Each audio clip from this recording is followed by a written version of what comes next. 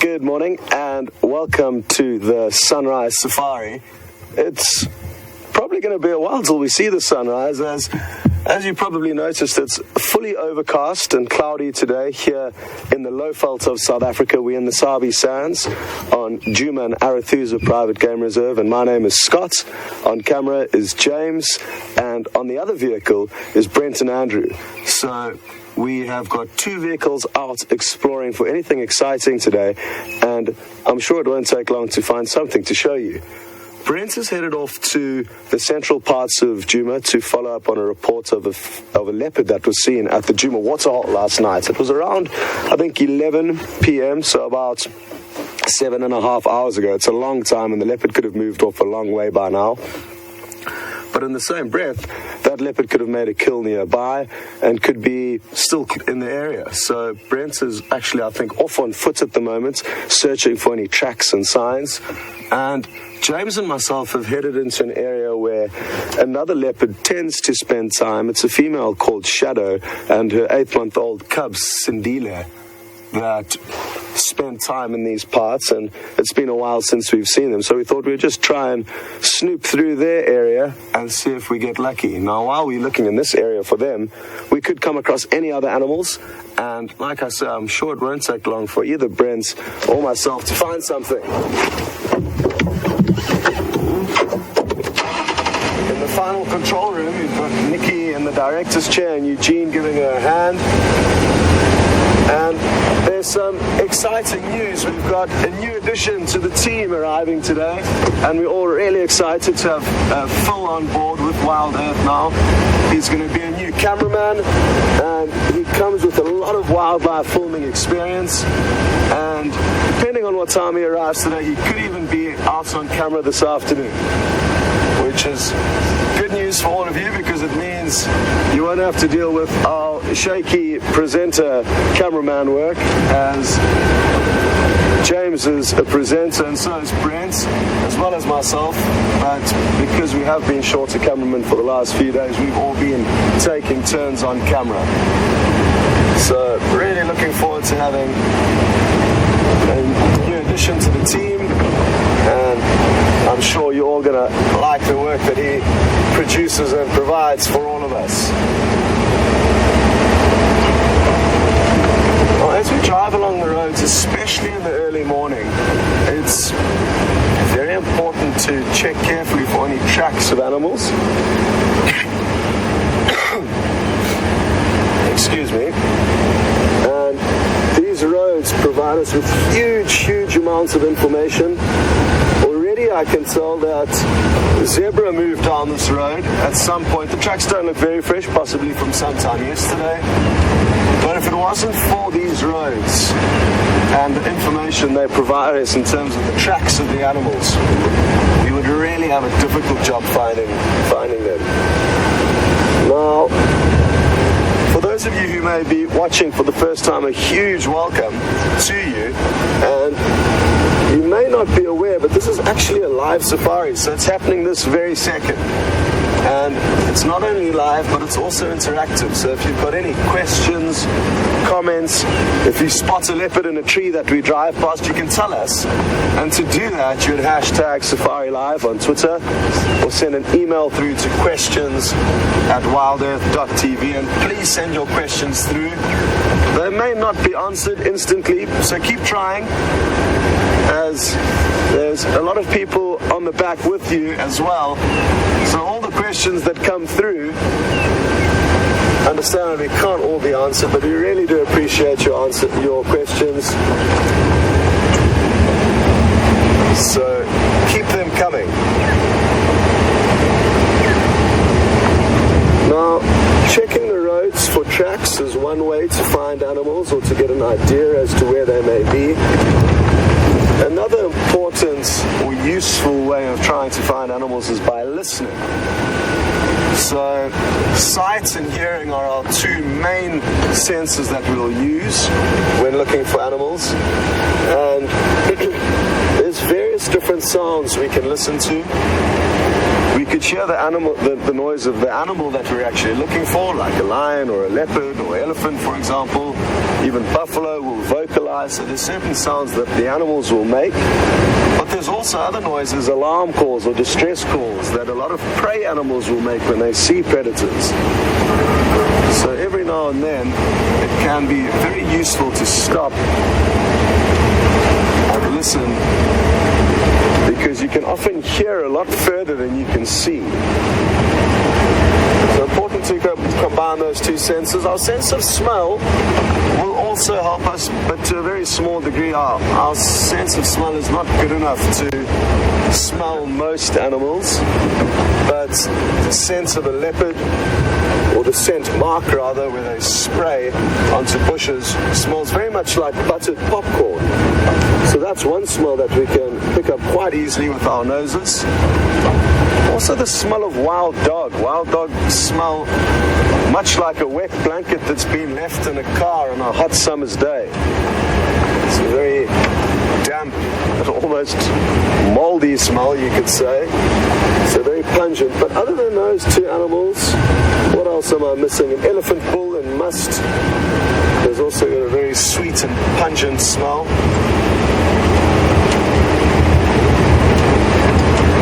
But like I say, our hearing and our eyesight are our two main senses that we use to find the animals. Another sense that we'll use is technology in the form of the Djuma Waterhole Cam. And as I mentioned earlier, that provides us with 24-hour surveillance at the Djuma Dam. And thanks so much to all of you who do send us through reports and updates of anything exciting like the leopard that was seen there last night.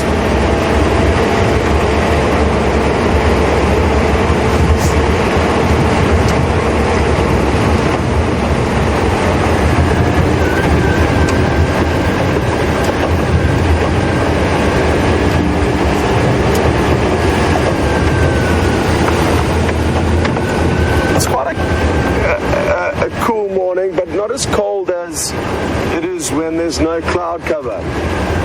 And it's interesting, people often associate cloudy weather with cold weather, but at this time of the year, we find that if we wake up with a layer of clouds, it essentially acts like a blanket, keeping the warmth of the earth close to us. And it's about 14 degrees Celsius or 58 degrees Fahrenheit, to give you an idea. But it certainly is warmer than the mornings when there are no clouds.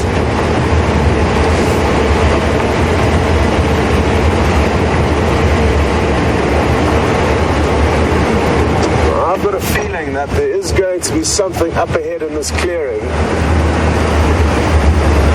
And if there's not, it's not a problem. It's a beautiful open area. And we don't have many open areas in this part of South Africa. It's quite thick bush, as you would have noticed, and that means we do enjoy coming across these small open clearings.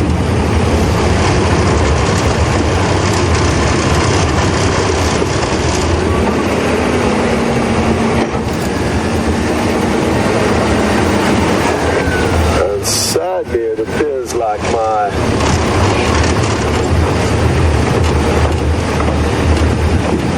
gut feeling of finding some animals here was completely wrong. There doesn't appear to be much life here.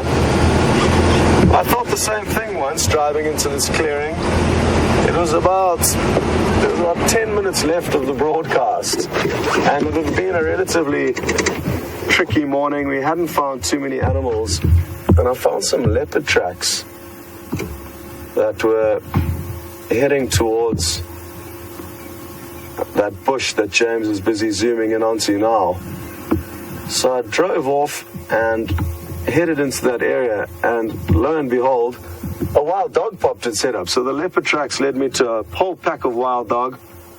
And I remember that afternoon, Brent and I were in that sighting together. Oh, well done, James. An animal has been found.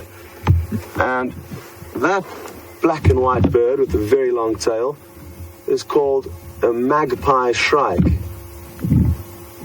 And they are often found in these open areas and often in small flocks. There we go. Is that another one there, or is that the same one? It's just changed around. Okay. And you'll notice it's got a very, very long tail.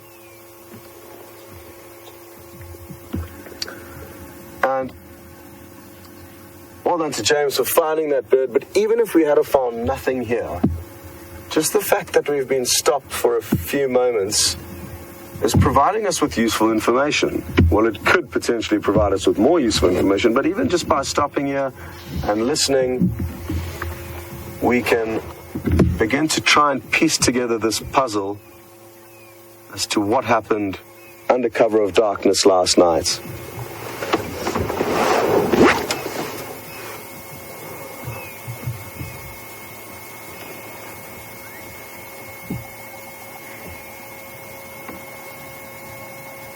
There's a variety of different birds calling. A grey hornbill I could hear with a very whistle-like call. There was a woodpecker tapping gently in the background. And then a flock of Cape turtle doves simultaneously just took off from in front of us, and I immediately looked up into the sky to see if there wasn't a predatory bird swooping over, as that's often a telltale sign. When a whole flock of birds, relaxed feeding on the ground, take off in a hurry, you can assume that there's danger nearby, but it could have been a false alarm. Well, let's carry on.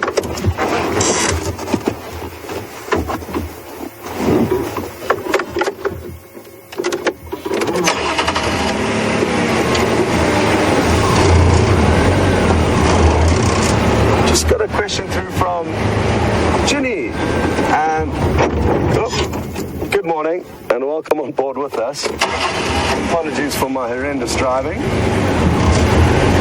And Ginny has asked whether we get any skunks in Africa, and we get a skunk-like animal called an African polecat that can also emit a very pungent smell if need be. And we don't see them very often, but thanks for pointing that out. That would certainly be another smelly animal that our sense of smell would even be able to pick up. There's just a little Cape turtle dove here. There's one brave one that managed to stay behind. The rest all flew off at a high speed for some reason. I'm not too sure what, but just like humans, animals can also sometimes get things wrong, and there will occasionally be false alarms.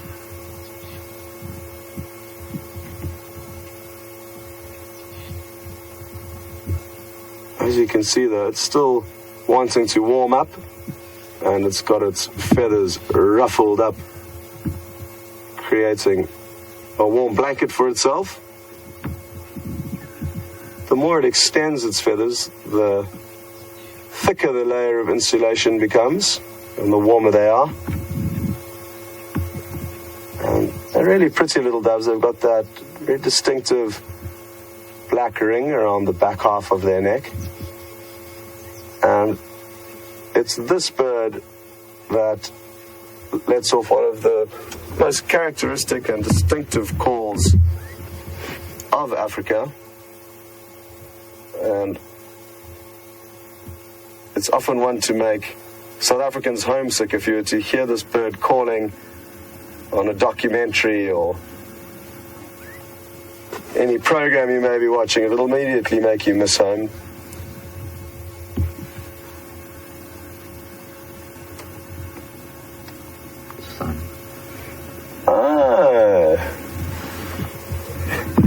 The sun is slowly beginning to make its way up.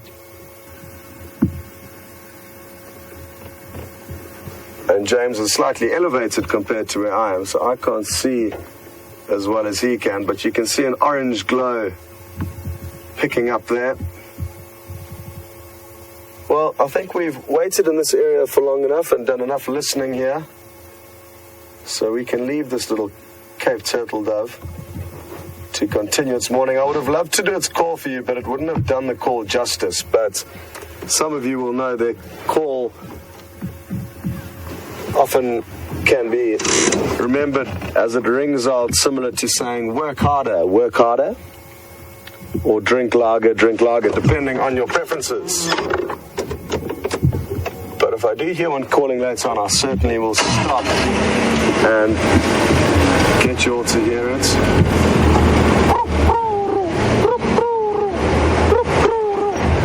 I don't know how that sounded, James, but probably terrible. Very good, very good.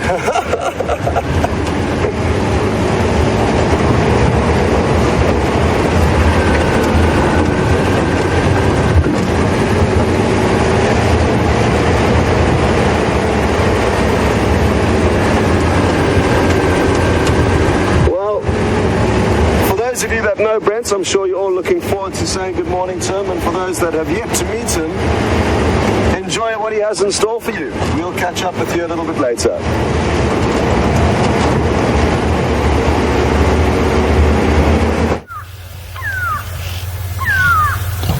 Morning. Welcome on a live safari. My name's Brent. I've got Andrew on camera with me this morning. We are hot on the trail of a female leopard. We found the tracks quite early this morning, and we've been following her. She's disappeared into the same area where the same block where that Inyala you've just seen is feeding.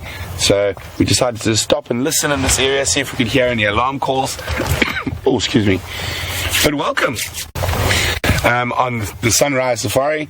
Bit of an overcast day, but it looks like the sun's going to start clearing up this cloud quite soon.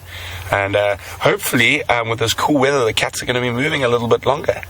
And those who are on the Sunset Safari realize that at the moment it stands at Leopard 1, Brent 0. And hopefully we're going to be able to rectify that this morning. But quite warm compared to what it has been because of the cloud cover. The cloud has insulated the heat from the day, so all the warm air rising has been trapped by the cloud. So it is quite warm this morning compared to what it has been the last few mornings.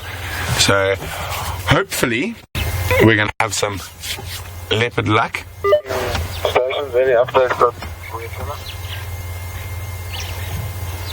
So our plan from here is we're going to head up central to Drakensberg, and then slowly meander around back towards Buffelshoek Dam, see if there's any tracks coming out that way, because this block leads up towards Buffelshoek Dam, and hopefully we get some luck.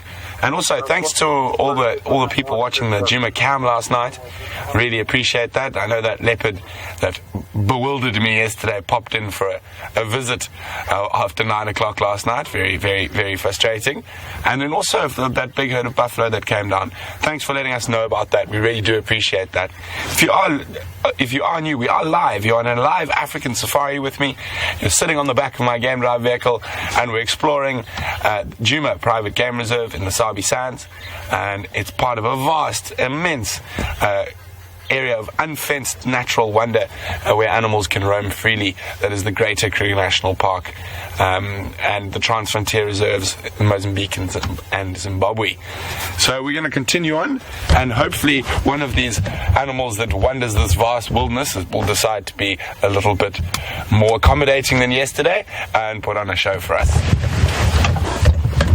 But even if we don't find anything, there are lots of wonderful trees, bushes, bugs, grass, flowers. Well, not so many flowers at this time of the year, but lots of different things to look at if the big and hairies and scaries are playing hard to get.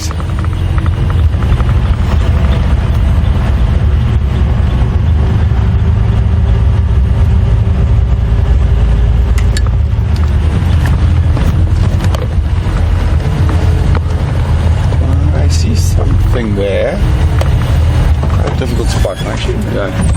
off the road for a second. There's a big nest. It looks like a raptor's nest. I think I can see a raptor on the nest.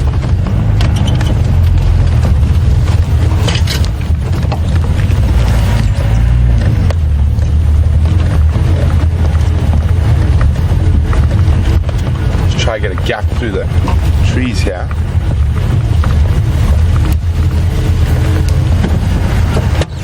I think it might be. Let me just.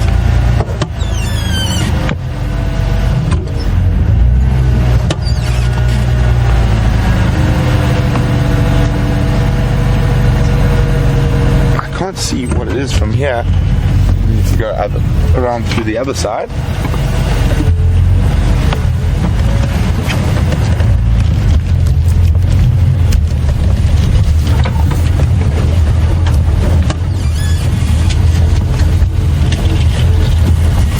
This is really, really great, guys. I think I've worked out what raptors on that nest. I don't want to go too close as to spook them, but I'm going to see if I can find you a gap through the trees. But it looks like it's an African hawk eagle nest.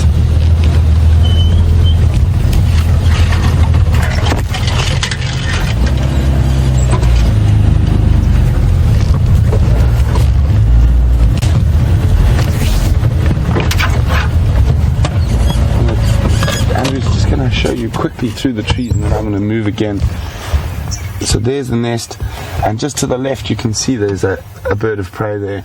I'm just trying to find a spot where we can see them a bit more clearly, and I actually spotted that because while we were looking at that Inyala when we started, the grey go-away birds and other birds started alarming, and I saw an African hawk eagle fly very low and straight through towards that area, and I did not know they had a nest here, so that's exciting. Let me just try to find a better spot.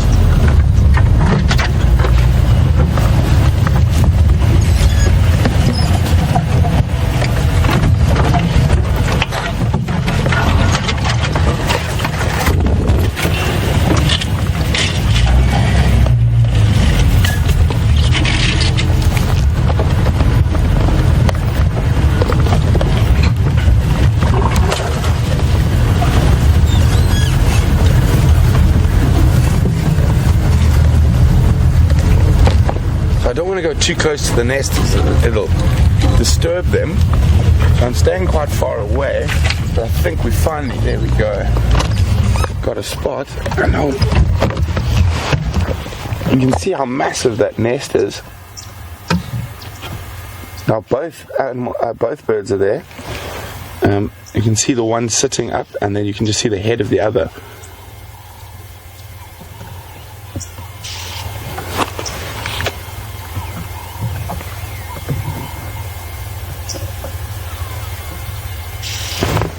It's an African hawk eagle, not an African harrier hawk, not to be confused. They're really beautiful birds, black and white eagles, sort of medium-sized eagles, and when you see them flying, they're almost always in pairs.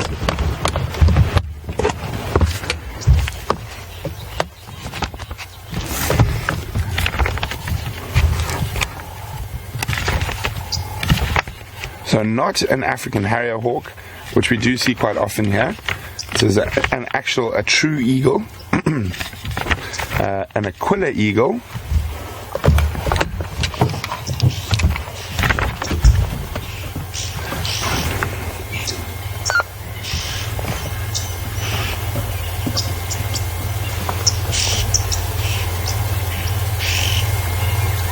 So I just had an update from Scotty. Apparently they have nested here before. Oopsie. Unfortunately, this book doesn't have a lot of information about what time of the year they nest. So maybe you guys could check on that for me. What time of year do African hawk eagles generally lay their eggs?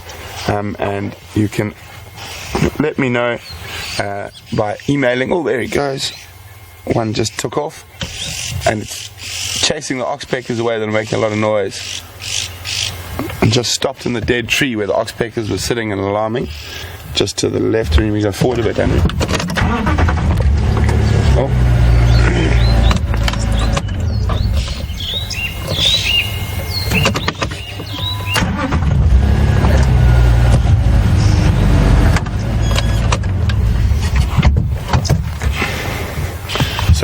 There's actually a really nice, once we get in, way of seeing that it's a true eagle or an Aquila eagle. If you look at its feet,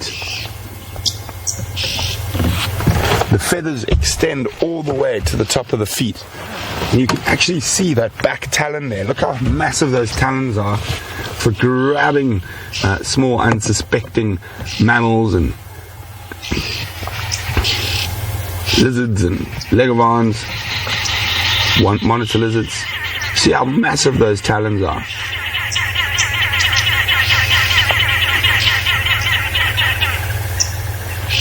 Oh, fluffing up for the morning. So, as I was saying, if you look at the feathers, they extend all the way to the feet. That is a trait of the true eagles. Snake eagles, like Bateleurs, which are related to snake eagles, and that you'll notice they have scaly feet, and the feathers stop up the leg. So, very interesting. And also all your other smaller raptors generally do not have feathers all the way down their feet.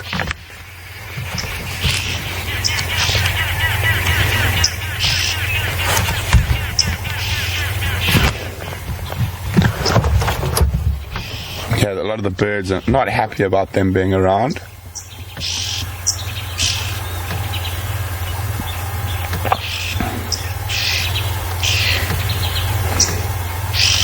Yeah, the oxpeckers are still complaining. So,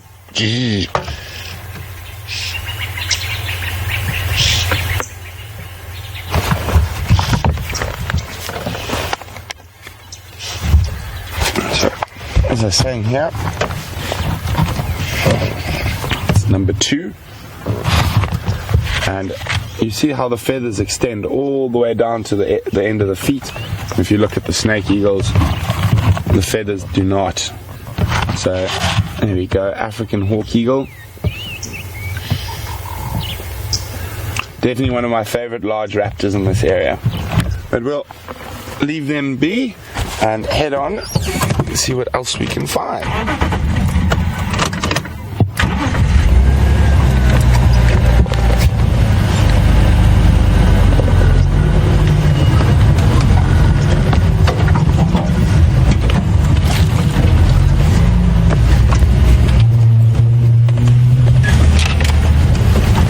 It's a nice way to start with a nice predator, not the mammalian kind, but the avian.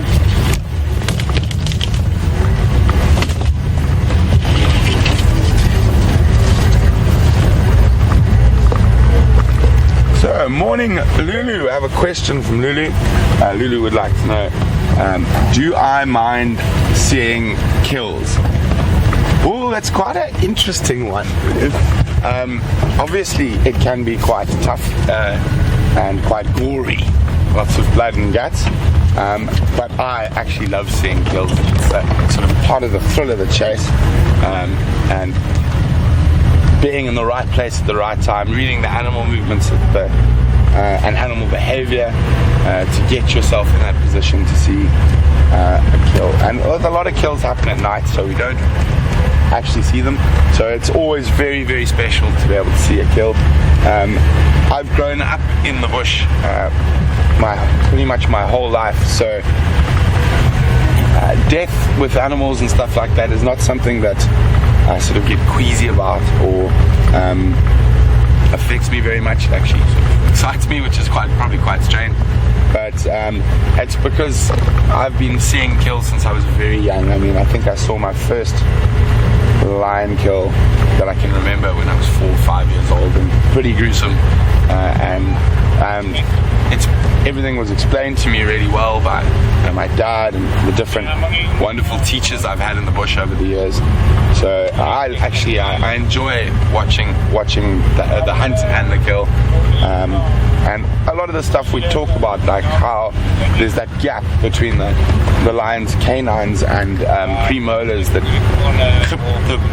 clips the esophagus and stuff. So it puts a lot of the knowledge we've learned and stuff into practice, and you can watch it sort of unfolding in front of you.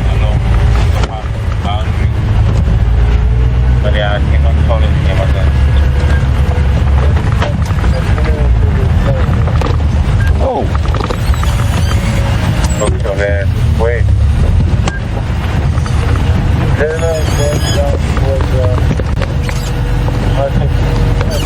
Is that male Nyala? He was browsing off a... Yeah, I'm gonna check around along the Kenti boundary and see if there's some other seen around here, but I doubt.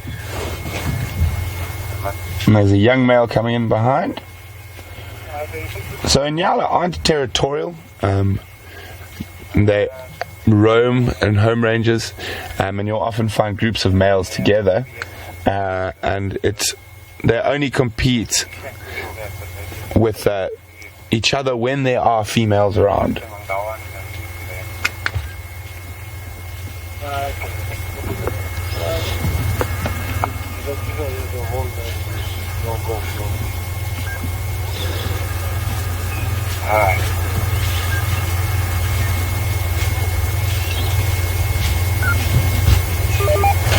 There was also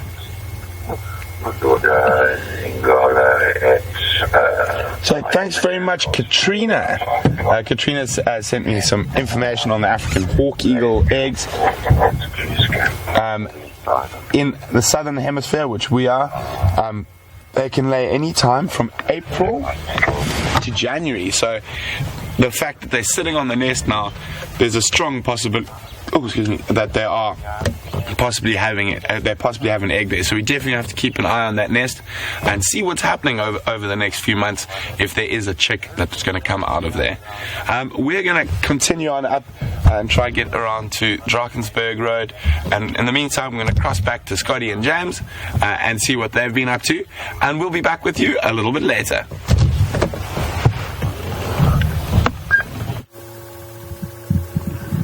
Welcome back, and the sun is doing its best to break through a small gap in the clouds, and it's making for a beautiful, beautiful sight. Look at that. Absolutely awesome. And equally awesome camera work from James. Thank you, sir. And we're really lucky because not only are we parked in an area with an incredible view that we're all enjoying with you now, but there are some little animals around, but they are hiding behind the bushes, so we're just going to enjoy this. And look at how quickly the clouds are moving, and it's almost as if a spotlight is being shone down from the heavens. And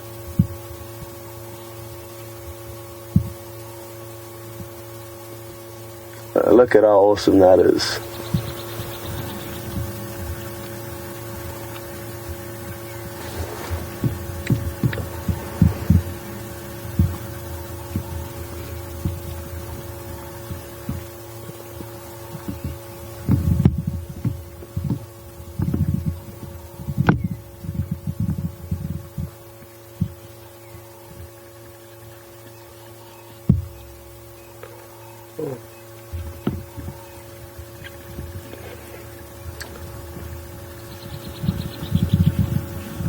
Well, good morning, Jilly in Wisconsin, and thanks for sending through your question. Jilly noticed that the bird we saw earlier, magpie shrike, also known as a long-tailed shrike, and Jilly noticed that there's also shrikes in America, and they can be quite ferocious little predators, these shrikes, and they will often kill other birds or small animals and impale them on thorns or barbed wire fences. And that's the same as some of the shrikes in South Africa as well, and they often referred to as butcher birds for this habit of impaling their prey onto thorns or barbed wire fences to come and feed on later. The magpie shrike, however, does not do that I'm aware of, that I've seen. It's possible that they do, but they certainly are predatory. Their long tail, though, I guess makes them slightly less effective predators than regular shrikes, which may therefore have a larger diet or variety of possible prey that they can feed on. But the magpie shrike is mainly insects that I'm aware of. And as you can see, our friends that we're hoping would pop out from behind the bushes, this little sounder of warthog, have done so now and are very relaxed with us, which is great. It's probably because we're in fairly open terrain. When we find them in thick vegetation, they often go trundling off.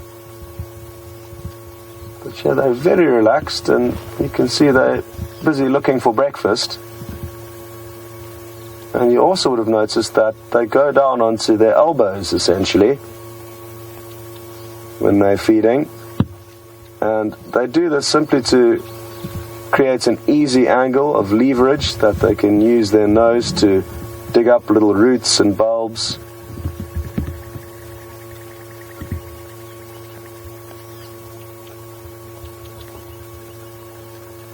And I've noticed two females. It could be a mother with those two small piglets there that would have been born at the end of last year, and then the bigger female could be a surviving offspring from the year before that, as they typically spend about 2 seasons actually busy sleeping at the moment. And we're not going to have a great view of them, but you will be able to see him, and he could well be tagging along in the hope that either of these two females could be coming into season soon. And that would make sense. A lot of the herbivores are mating at this time of the year so that they can give birth around the first rains in October, November, December. So I think that's what his plans are, and it looks like he's sulking almost. He's not even getting involved in looking for breakfast. And I think he's here with ulterior motives.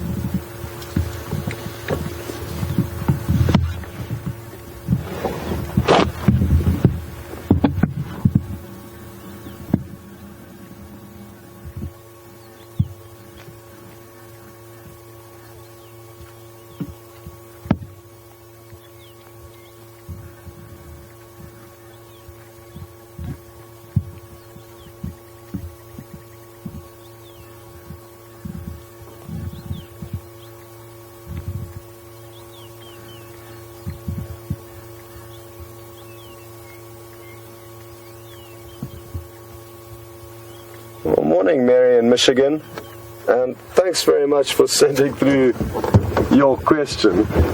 Mary has asked whether the presenters, Brent, James and myself, have been trying out our hand at the art of being a cameraman over the last week or so. And Mary's interested to know what our thoughts are, having only presented in the past. What do we feel about the hardships of being a cameraman, being tossed about on the back there as the presenters race from place to place? And Mary, it's such good practice for us and such good exposure for us to see how difficult the cameraman's job is, and just to understand work from their perspective, even though we spend hours together every day, by not actually experiencing their job, it makes it difficult for us to understand the hardships involved. And it certainly has been a great learning curve for all of us. James, I think. Great learning curve. There we go. Not an easy job. So, we, as happy as we all are to have had this exposure, Mary, we're equally happy to hear that Phil's coming today. Thank goodness for Phil.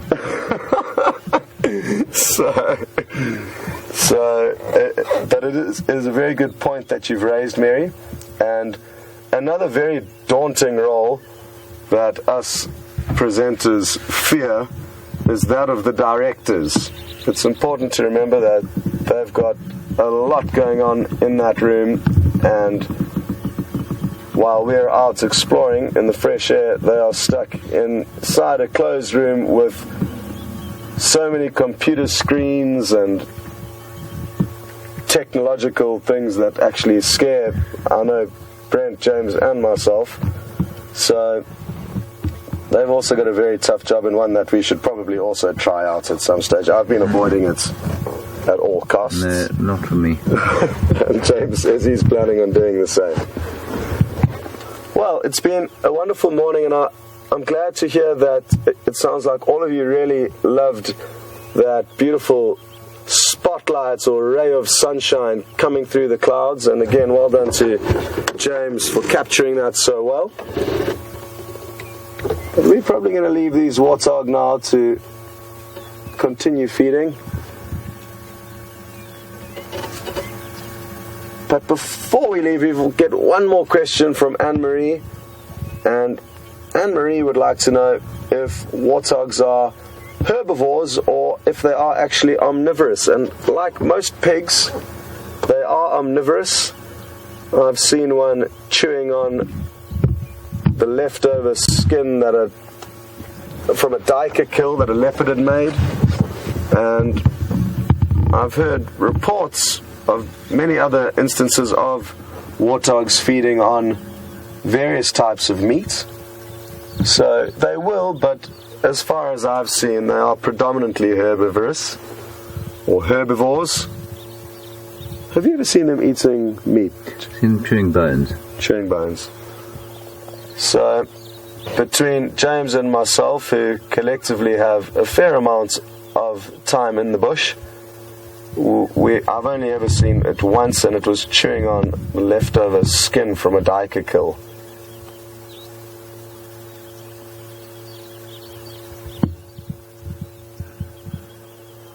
Okay, well, Anna-Marie, thanks very much for sending that question through. And imagine if we saw these warthog take off and catch something small or eat something small. I guess a lot of the time, if they will be feeding on meat, it would be potentially chicks that are born in nests on the ground, and as the warthogs may be shoveling their nose through the undergrowth looking for snacks, they could potentially come across baby chicks that they would then maybe decide to gobble up. And the clouds are slowly beginning to break. We're going to be seeing, well, we are seeing a little bit more blue sky. Earlier on this morning, it was completely clouded over, 8/8 cloud cover. Now, if I look around and get out my calculator, I'd say it's about 4 or 5/8 cloud cover, but turning into a beautiful day. You'll hear some parrots calling louder and louder as they fly past us. And that was them flying over the top of the trees. You may have just seen a little bird flittering above the canopy there. That was a brown-headed parrot. And that road that you can see now is where we're going to continue heading right now. It's funny how every drive out here always changes. This morning we've hardly covered any ground, and we have seen a few animals. Obviously these warthog have been really great, but each day is so different out here, and that's what keeps it exciting for us, and I hope it keeps it exciting for you too. Now, I know when we haven't heard from Brent for a while, it's actually typically good news, because it means he's going to be searching intently for some kind of animal. I think it's a leopard he's tracking now, and it was really great being on camera with him yesterday, because he gets a certain charge of energy when he is on the trail of an animal, and it's great to watch, and you guys get to see it all the time. I don't. So yesterday I enjoyed it, and I can just imagine him now scanning and searching through the bush for whatever he can find.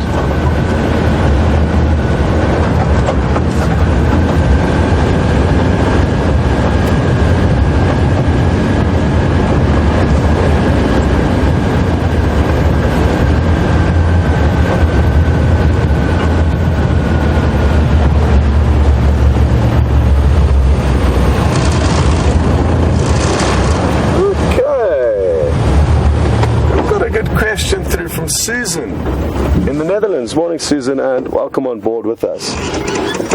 Susan brought up a question regarding that boar, warthog, that adult male warthog that we saw sleeping off in the bush next to the sounder where the females were. And I said that he was probably intent on mating at some point with her. But Susan would like to know, will this boar, just like a male lion or a male leopard, kill the offspring or kill any other males in order to get to the female to mate? Now, unlike predators who have to invest a lot more time in actually suckling and raising cubs, the herbivores don't have that same need, and therefore every season they will be free to mate. So there's no need to kill off offspring to allow a female to give birth to more, because by the time the following season comes, her offspring from the previous litter will already be not self-sufficient. They may still require her care, but not to a degree that a lion or a leopard would. So lion and leopards, if a male comes across a female with cubs that are not his, he will kill those cubs to release the female of that responsibility and therefore get his genes into the system. It's typically not the same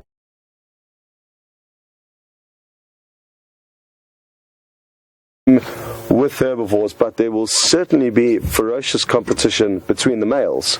So at the mating seasons, like now we've just come to the end of the impala rutting season, there will be furious fighting between the males for the females, and that does result in death. I've on 2 occasions found impala that have been killed by other impala. For a fact, you could see the puncture wounds, and it was during the rutting season. Pigs, though, or warthogs, more correctly termed, I've never actually heard of one boar killing another boar, but just because I haven't heard that doesn't mean it hasn't happened, and I'm sure that at some point warthog boars will fight to the death. They do have very sharp tusks that protrude from the bottom jaw. The bigger ones actually protrude from the top jaw, but those aren't very sharp, and it's the ones from the bottom jaw that are razor sharp and inflict a lot of damage. So I'm guessing that at some point, fairly often probably actually, that warthogs do get, maybe not killed, but do get fatally wounded and then may die later from those injuries. Good question though, Susan, and I've very seldomly seen warthogs fighting. I remember once up in the Nwanetsi concession in the Kruger National Park. It's a beautiful wilderness area. About a third of the way up the Kruger Park, but on the Mozambican boundary. I remember seeing warthogs having a clash there, but all we could really see was clouds of dust billowing up.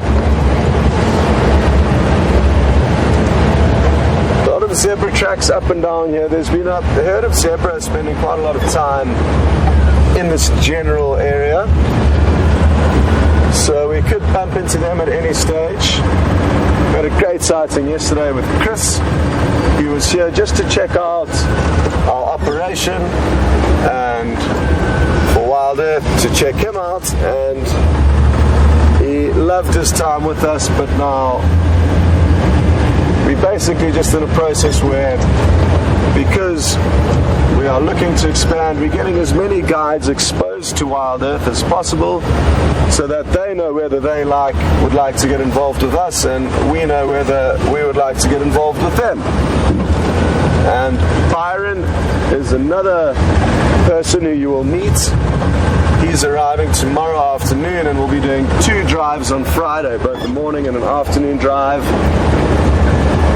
Again, just like Chris, we all know one another.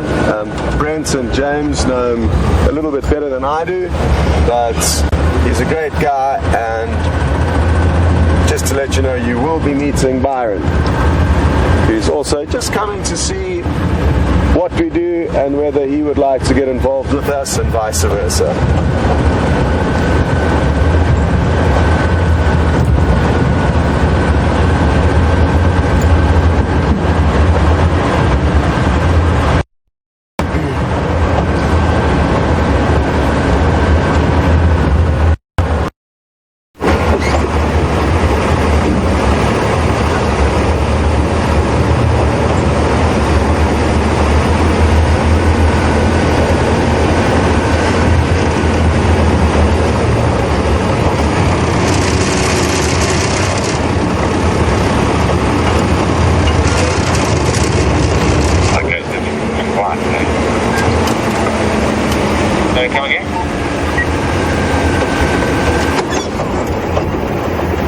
James, and welcome on board with us.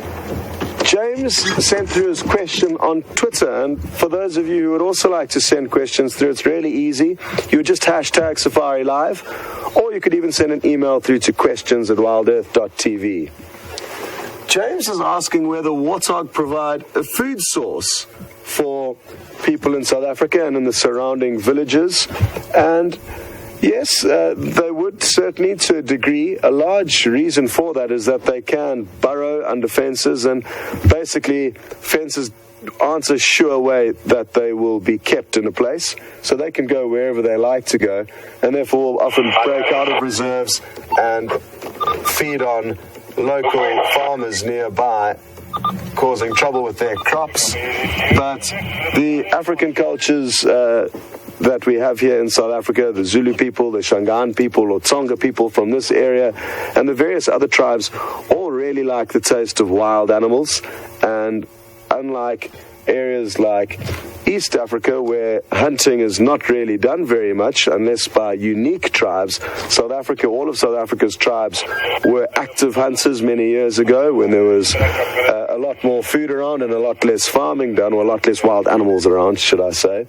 So I think, yes, warthog certainly will be high up on the menu, but there's not too many wild animals that do occur outside of nature reserves, like here where we are, and the few that do will probably get gobbled up fairly quickly.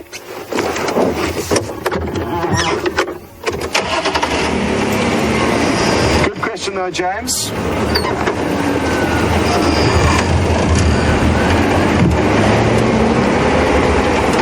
Another reason that makes them quite easy to feed on is that they live in burrows and termite mounds, no different to hyena and porcupine. And if you know where that burrow is and where they're going to sleep, which is fairly easy to do, you just look at the tracks leading into these burrows, you can set a very easy trap to catch them. And poachers will use what are called snares, which is basically a wire noose that you can put on the entrance or exit to a burrow or on an animal trail, and as an animal walks through the hole, the noose will tighten around a limb or the neck, therefore trapping the animal, and the poacher can get back whenever he decides to check that trap or snare. And it's a very cheap and efficient way of catching animals, but it's sadly very, very inhumane. As you can imagine, the animals will suffer for long periods of time, or potentially even lose limbs to the snares. And it also cannot discriminate from one animal to another, so even though a poacher's intentions may just be to catch an impala to feed his family, if a leopard walks down that same pathway, it will get the same treatment that the impala was supposed to get. So those are the realities of, well, poachers can catch food and the negativity around that.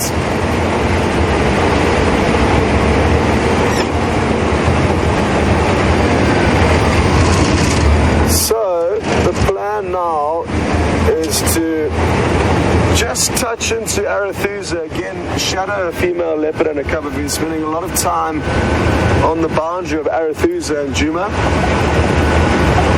and I'm hoping we're going to be able to rustle her up from a bush here somewhere.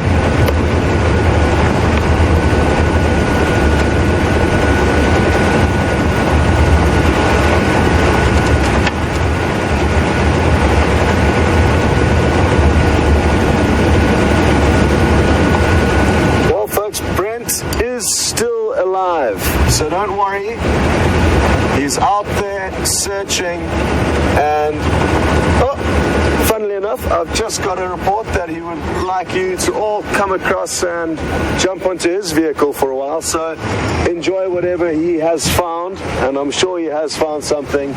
We'll see you a bit later.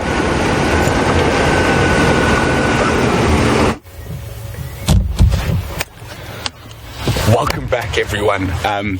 We have been scouring the sort of northeastern corner, and we came on our eastern boundary. We found the tracks of a pride of lions, and we were sitting there going, oh, I hope they don't go east. I really hope they don't go east. Unfortunately for us, they crossed west. So we've checked around, and there's lots of tracks everywhere. It looks like they were chasing buffalo from the tracks I can see. And I had my eyes glued on the road, on the tracks, and Andrew just goes, lion! So we're going to move in a bit closer now. So we've just found the lions. Not sure which pride it is yet. Once we get a bit closer, we can have a look. So very exciting. Not quite the leopards we're looking for, but I'll take a cat victory after yesterday.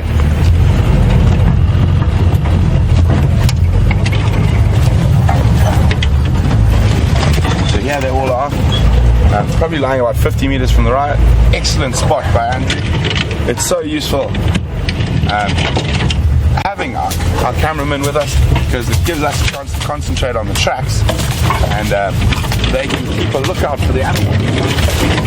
It does look like it's the Nkahumas that have crossed back. They're looking very angry. That one I just saw stand up. Hello, kitty cats.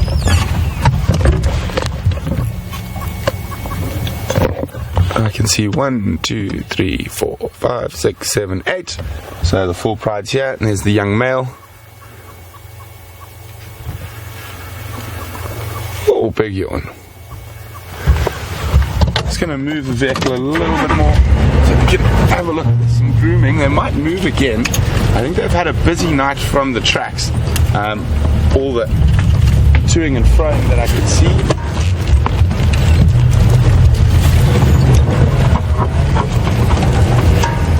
And it definitely looks like they were chasing buffalo, but not successful.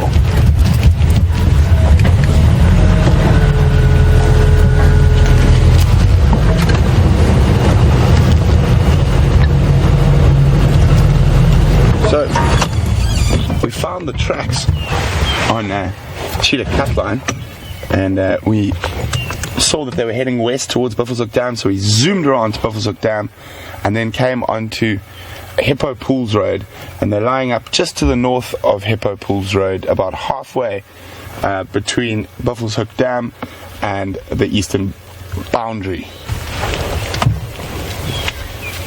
Oh, nice grooming going on. Oh, the Nkahumas have been spoiling us with their presence quite a lot over the last while.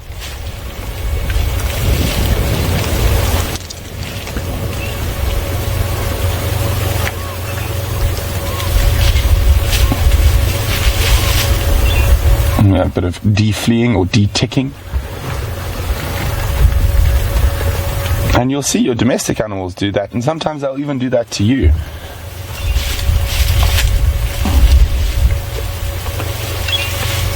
I'm hoping because of the overcast weather they might get up and maybe go for a walk towards the dam, but I think they've had a long night and a busy night chasing, so they could be quite tired. And that's just judging from all the tracks and buffalo tracks running all around and lion tracks all over the place. So it was quite a difficult track this morning, but fortunately we managed to stay on the tracks and we found some lions.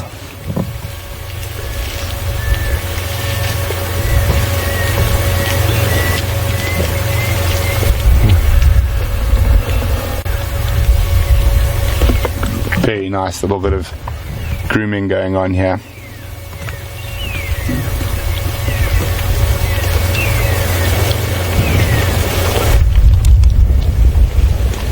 So it's actually got colder since we started this morning. Quite often happens on these overcast mornings. The wind's picked up a little bit, added a bit of chill.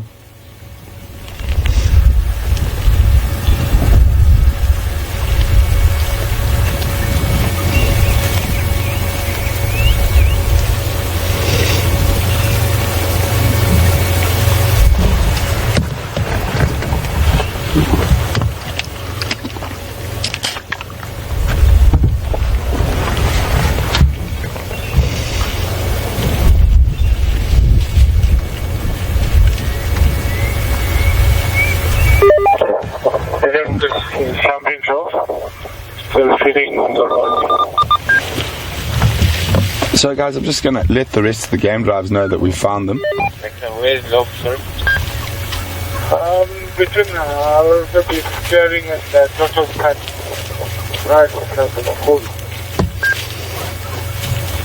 And then Lamika, that's fine. Everyone go in Lamika. When I get a chance to chat on the radio. No. But they are looking quite hungry.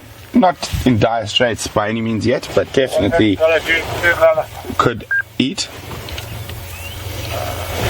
One thing my daughter moving is, but slowly. Three of them still are up. I don't think they're gonna go.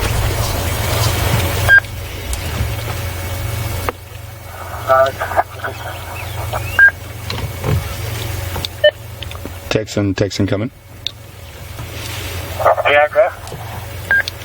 Tex, we've located the Nkahumas on Hippo Pools Road, halfway between Central Junction and Buffelshoek, if you are closer to the Zangala. Okay, copy that, thanks. But I'll come this way.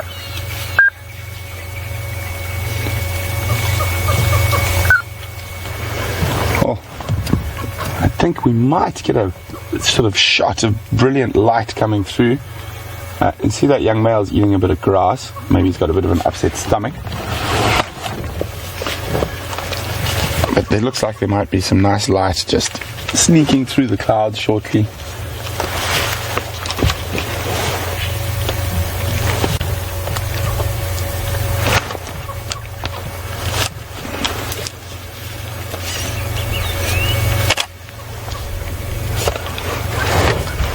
It's amazing how much he's grown even in the few months that I've been here.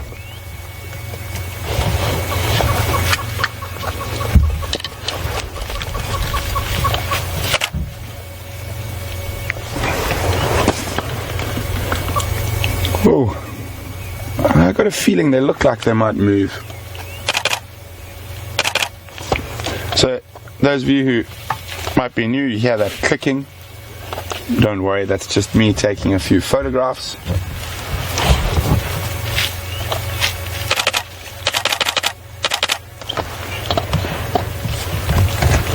So he looks a little bit better fed than the others, and that's probably because he takes the lion's share.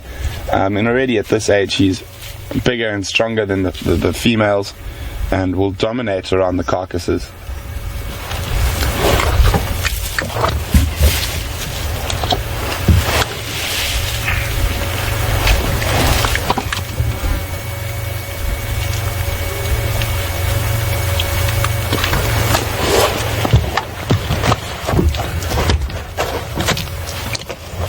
Hi Gene, welcome on the Sunrise Safari, an Nkahuma Sunrise Safari.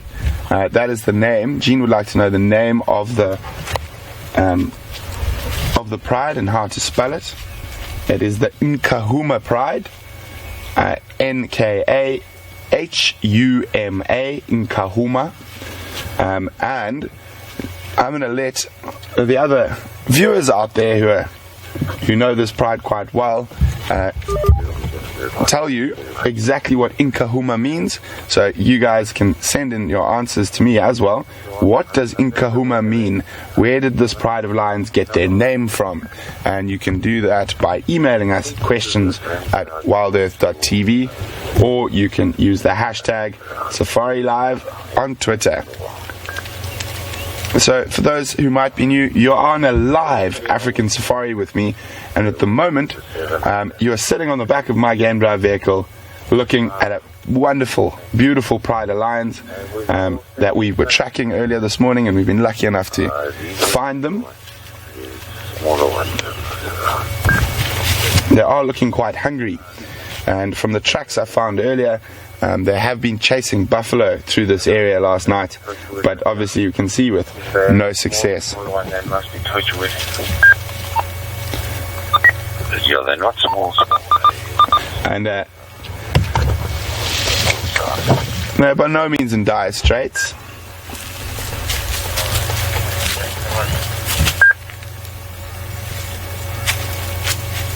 Well, let's do that. morning, early at 5 o'clock, and then disappeared at 6 o'clock. That must be somewhere on the border here, all over. They've gone back. Hi, David from Michigan. Welcome on the Sunrise Safari. David's saying that I mentioned that in the past I've seen some very large prides of lions.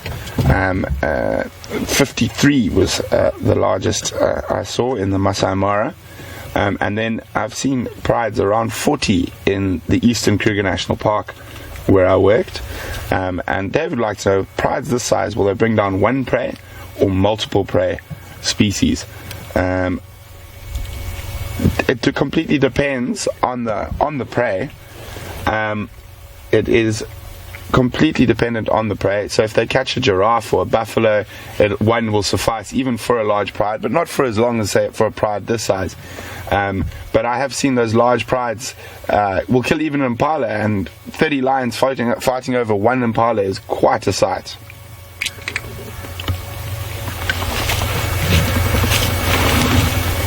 So guys, we're going to cross across to Scotty really quickly. He's got something interesting, and we'll be back shortly.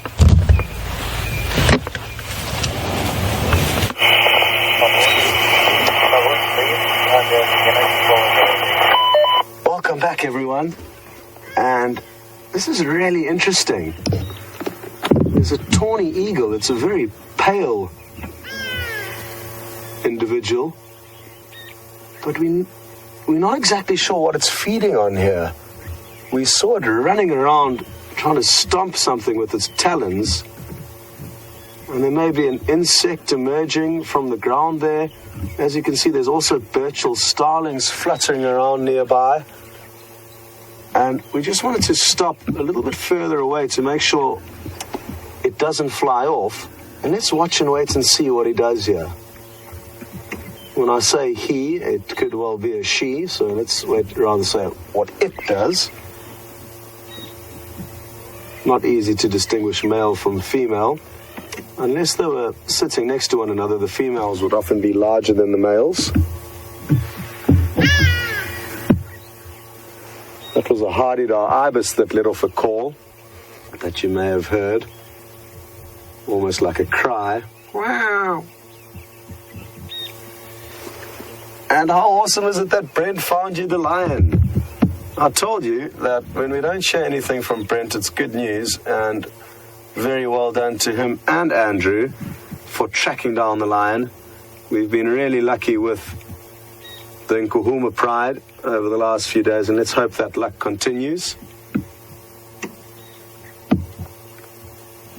I guess one of the problems with lions is finding them is the one part of the problem that is difficult to solve, which Brent has done very well today.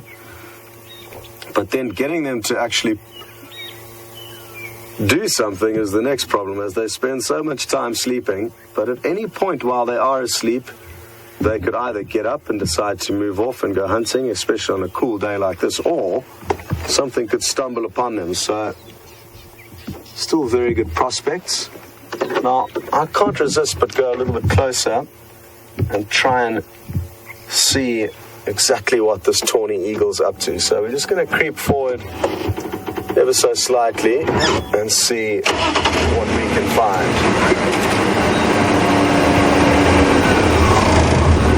We're here on the Arathusa airstrip. It's a very large open area. And because we've stopped and are approaching this bird slowly, I'm hoping it's going to be fairly relaxed with us. Also the fact that it's really focused on feeding here. Don't want to scare it away. Let's see how that works out. Awesome. You can also see the Burchell starling hurriedly running up and down, gobbling up whatever these little insects could be. I'm guessing it could be possibly termites. They're really high in protein, and even though they are small, they provide such great nutrition to a lot of the animals. And I remember in November when there was the reproductive termites, the flying ants emerging from the termite mounds, we had a beautiful sighting of a hyena gobbling up these small flying termites, one at a time. And if you eat enough of them, like I said, they provide really good nutrition and are high in protein. I'm wondering if this isn't possibly a juvenile tawny eagle. And there's two reasons why I'm thinking that. Number one, it's coloration. It's very pale and it seems like its face is darker, so maybe it just hasn't got its full adult plumage. That's just one theory, but a contributing factor to me thinking it's a youngster is maybe the style of feeding it's doing. A lot of young carnivores will have to kind of lower their standards to a degree until they perfect the arts of hunting. And this could be an example of that.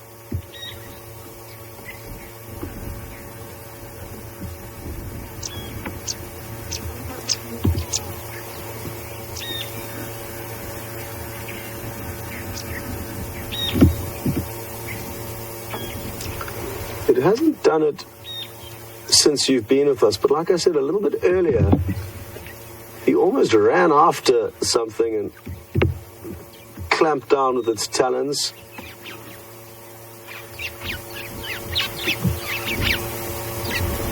And who would have thought that we'd have a tawny eagle and a Cape turtle dove feeding alongside one another? It's a herbivore, the Cape turtle dove, feeding just on the grass seeds, and then this far larger predator, the tawny eagle, feeding just meters away on some small insects, I'm almost certain of.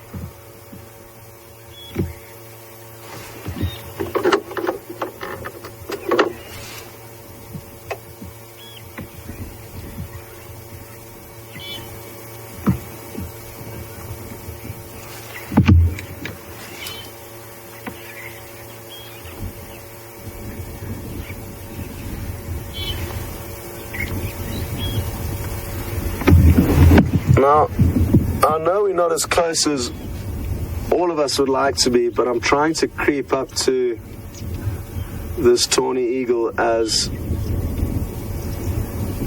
slowly as possible to not chase it away from its breakfast buffet here.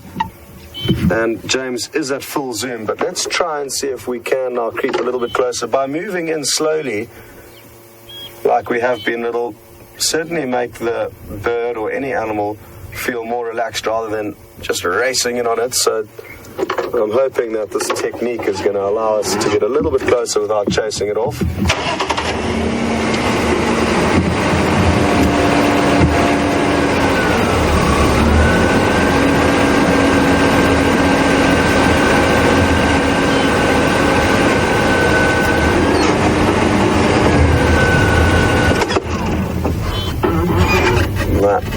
It doesn't seem quite comfortable enough with us to get any closer, so I don't want to force it, but I'm so tempted to get to that area to see what it is that all these birds are feeding on.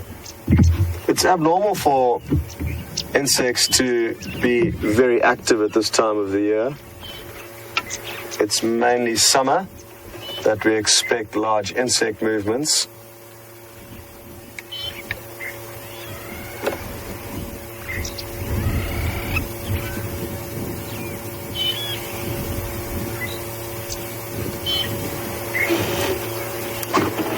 And what a morning it's been with Birds of Prey, and I forgot to mention and congratulate Brent for also finding the African hawk eagle's nest. I had heard from other guides in this area that there has been a pair of African hawk eagles nesting on Djuma for the last few years, and it's so awesome that not only did you get to see a great sighting of them, but now we know where their nest is. And I believe Brent was explaining that one of the main characteristics of a bird of prey that makes it an eagle as opposed to a falcon or a goshawk would be the fact that they have feathered legs. And this tawny eagle is a prime example now. We can clearly see the feathers going all the way down those legs. to the base of its talons, whereas other birds of prey that lack feathered legs will not be eagles. There is an exception to the rule, though, because snake eagles, for some reason, have managed to still be called eagles, even though they have got unfeathered legs.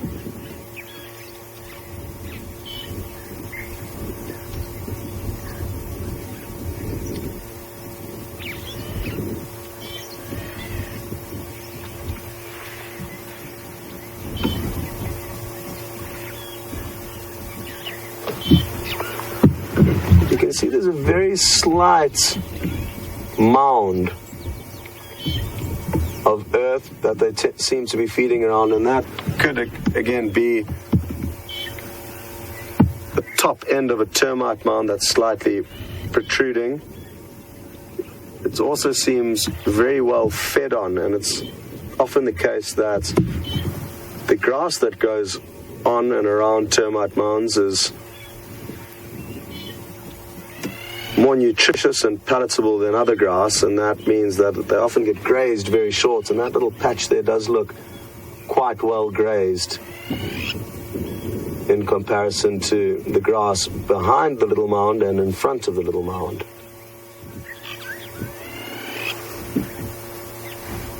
Let me see if we can get a little bit closer now that we've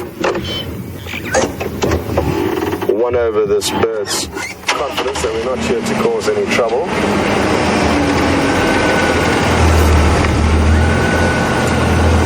Rather than driving directly towards them, I'm going to try and kind of approach it in an oblique angle.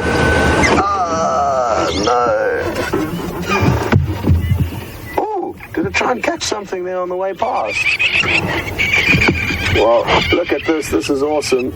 And I'm astonished at how well James is doing at filming this. So well done, James. There's the Hardy-Dar ibis in the background, and I think James has just found himself a new career. That was awesome. Well done, James.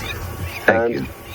Apologies to the tawny eagle for chasing it away from its breakfast. But what we're going to do is we're quickly going to go and have a look at what it may have been feeding on, and then drive off, and it can very easily just fly back here. It knows where the food is, and it's not our intentions to have chased it off, but even other animals, and we are essentially part of this ecosystem, will chase various animals as they go about their day. So it does happen. Now, this is where it was.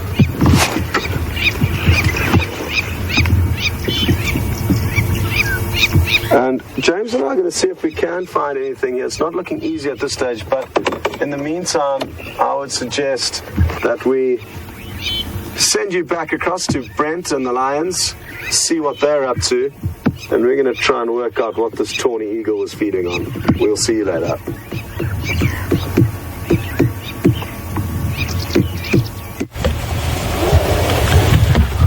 Welcome back, everyone. We're just going to shoot across to the lioness quickly.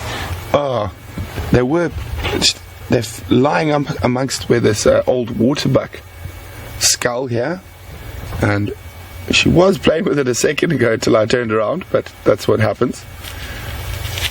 But it does look like they're starting to get moving. All this big social grooming and playing. The adult lionesses have moved off to further away to the right, and obviously the young male is still left behind. There are the two young females there who are playing, giving each other a hug.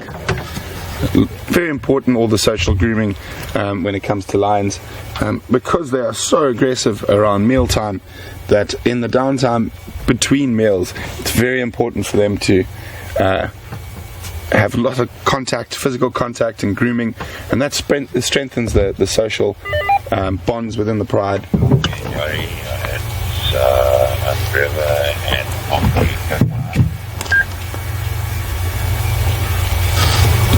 What I'm hoping is that they might get up and start moving towards Buffalo's Hook.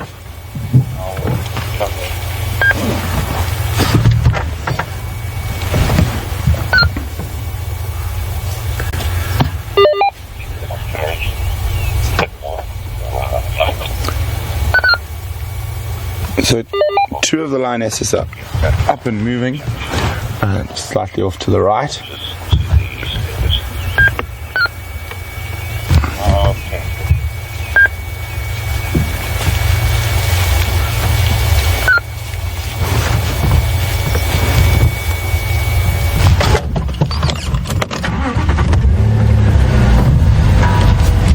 Look, we'll see if we can get there quickly. Try and move around. They are moving towards the road, which would make life a little easier for us.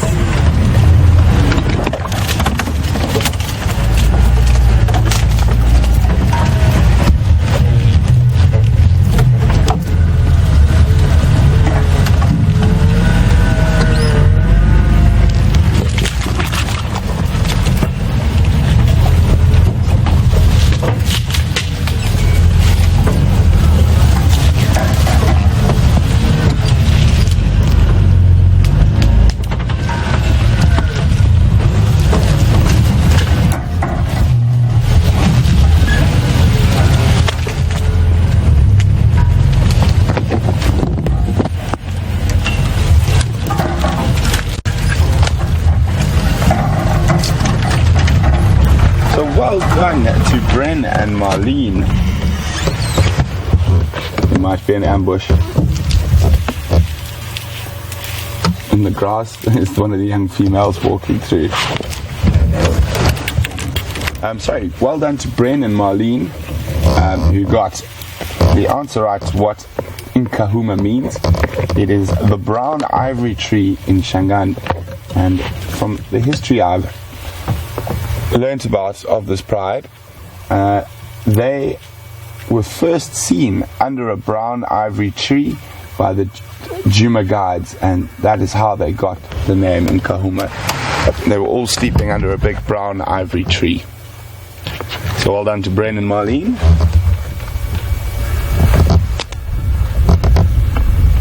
So this is very typical lion behavior. Get up, move a little bit, stretch. Stretch, lie down, listen, get up, move, stretch, lie down, listen. But they are definitely looking like they're going to move. I think what these girls are doing now is actually listening to see if they can hear any possible prey species ahead.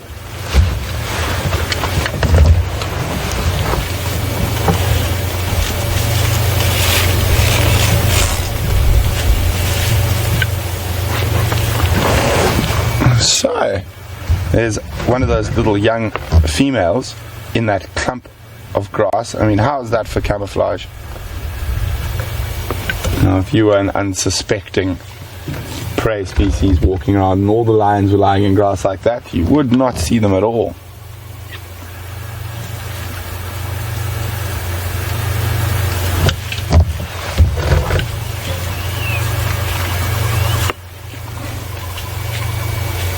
Here comes the young male.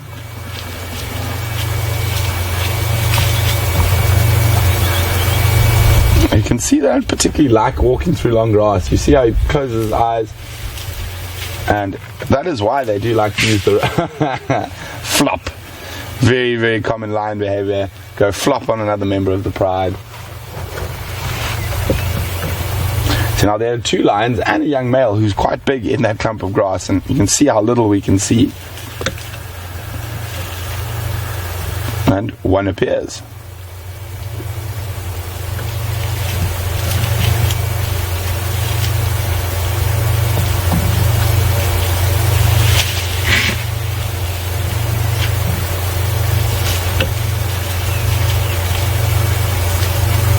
Sorry, John, back to your question about size of prides determining prey selection, and how many animals would a very big pride of lions have to eat. Well, I know that pride I used to follow quite regularly when I worked in the eastern part of the Kruger. Cleaning the claws on a tree, unfortunately behind a Grevillea bush. They often would have multiple kills in a night. I think the record I had is they killed, and that pride of lions was just under 40, and they killed 4 zebra in one night. So obviously a lot of it depends on the prey species, but what happens when these prides get so big is that they will generally split, because it's not sustainable unless you are sort of in an area like the Masai Mara where you have that migration to keep a pride of that size together, because they need to constantly kill, and sometimes the prey can be a bit few and far between. So quite often those big prides will get to sort of a point when then they'll split into sometimes 2 or 3 smaller prides. And that's not to say they won't come together, but over time that they are not together, there will be sort of separation, and they might even be completely separate after a few years.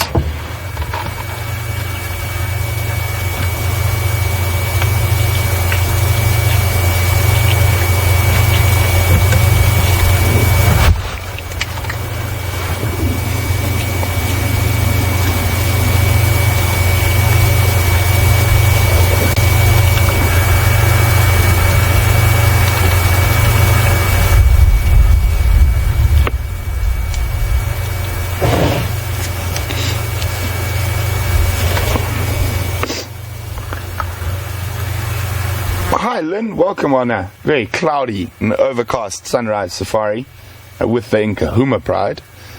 Lynn would like to know, do lions' stomachs growl when they're hungry, like ours do? Well, Lynn, I have heard them growl, the stomachs growl a couple of times. I don't hear it as often as I would with people, so I'm sure they do growl, but maybe not to the same degree as ours did. It would be quite a hindrance if you were stalking and your stomach was making a lot of noise and giving away your presence. So we're going to cross back to Scotty. We're not going to leave these lions. They are slowly looking like they're getting moving, so we're going to stay here. Hopefully they get a little bit more mobile just now, and we're going to go have a look at what very interesting small creature Scott has got.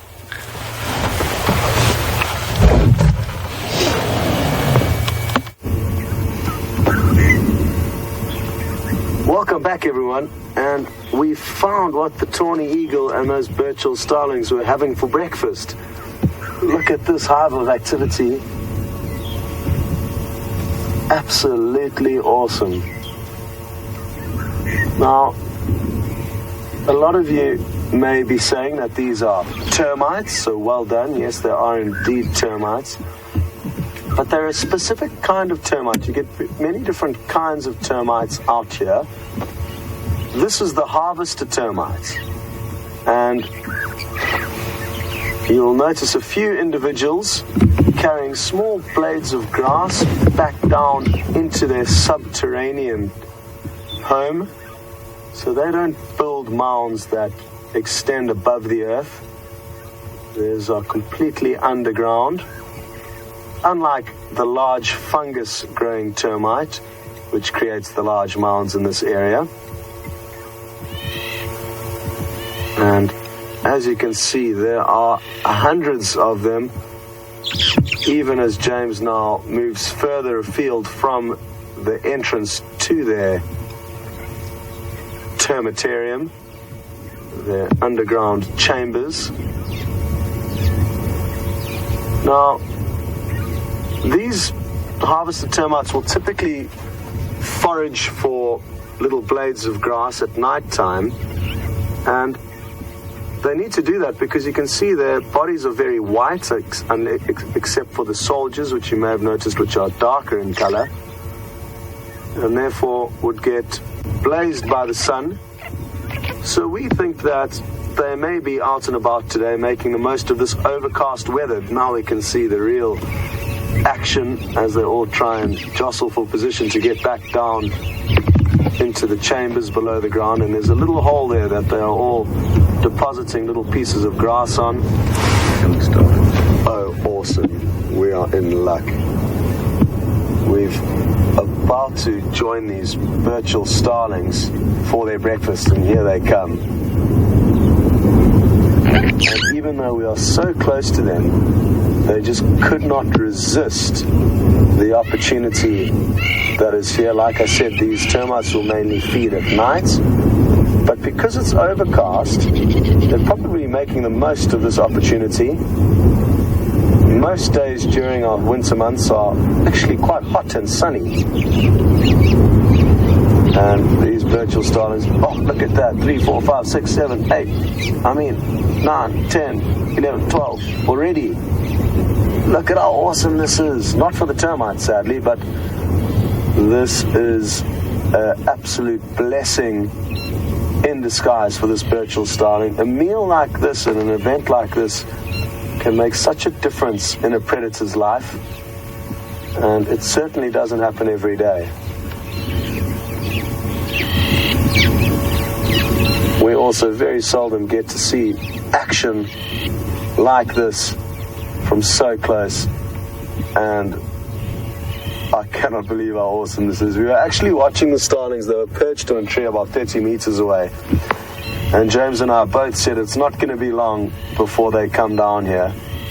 And look how beautiful their feathers are now that we're so close. Even without any sunshine, you can see them glistening and shining depending on the angle that they are sitting at.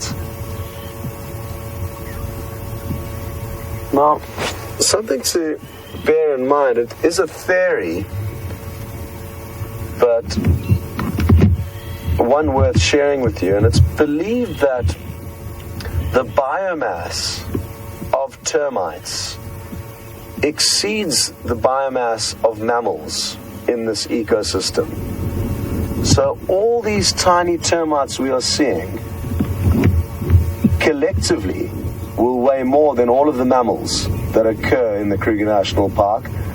And that goes to show how many there are and how critical they are in the nutrient cycle. If it wasn't for them carrying these little dead, unpalatable blades of grass down into the ground where they can then further feed on them and break them down into a state that the earth can reuse them, we would lack a huge amounts of required nutrients. And again, that's just a theory, but one that's hard to wrap your head around. I guess what it means in today's case is, even though the Burchell starlings are having a field day, there are millions and millions of termites, often that we never see. And just like these harvested termites, they will mainly forage at night time. So this is a rare glimpse into their activity. Another interesting theory regarding termites, and it's regarding these termites in specific, the harvested termites. When you see them highly active during the day, because it is uncommon, it can often mean that there's rain imminence. They are good natural indicators of rain. And wouldn't it be interesting if we did get an uncommon winter downpour after getting this signal from the termites?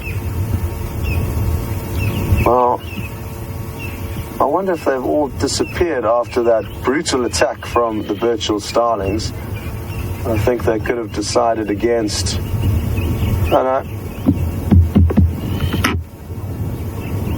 a few members of this colony were sacrificed for the greater good, and the rest of them are still hard at work.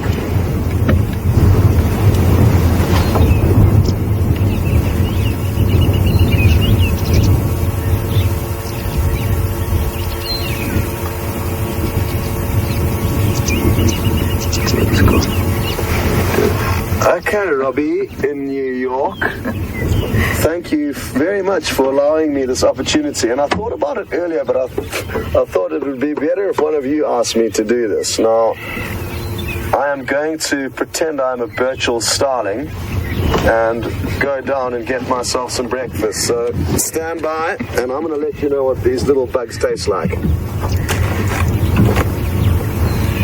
Yeah, get Tony Eagle up.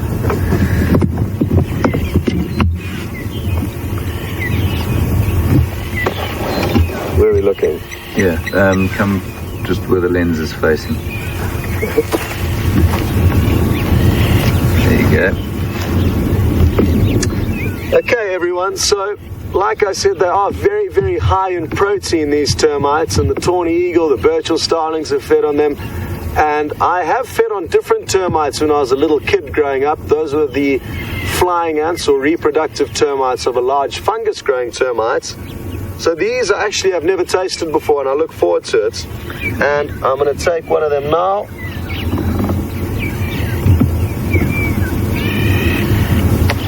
And I guess you could say this is research in a way, and there are lots of them. And I'm sure the Burchell starlings won't mind if I just have this one individual. So, here goes.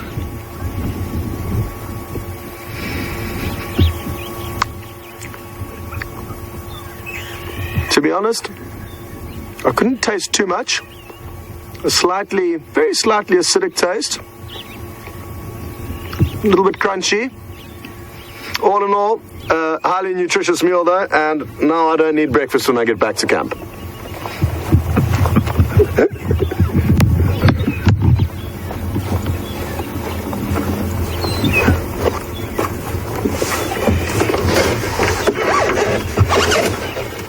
Now, if we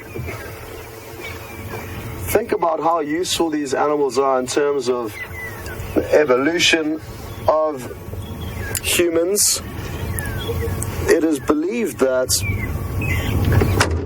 without termites we would have lacked a great easy opportunity to acquire food. And we even see with chimpanzees now, they've learned how to feed blades of grass into the tunnels and chambers of where termites will be living, pull out the blades of grass and then lick all the termites off them. So even other primates, not just myself this morning, will feed on termites. And I think in terms of mankind and how we evolved, our ancestors would have spent a lot of time feeding on these animals. It's an easy source of nutrition, and as you can see, there's so many of them, so the quantity overrides that tiny size of theirs, and you can actually get a very decent meal in a short space of time here. But I do feel that we are hogging this breakfast buffet, and we have potentially overstayed our welcome. So the harvested termites sadly are going to lack now the protection that we've been providing them for the last few minutes, even though it wasn't completely Burchell starling proof.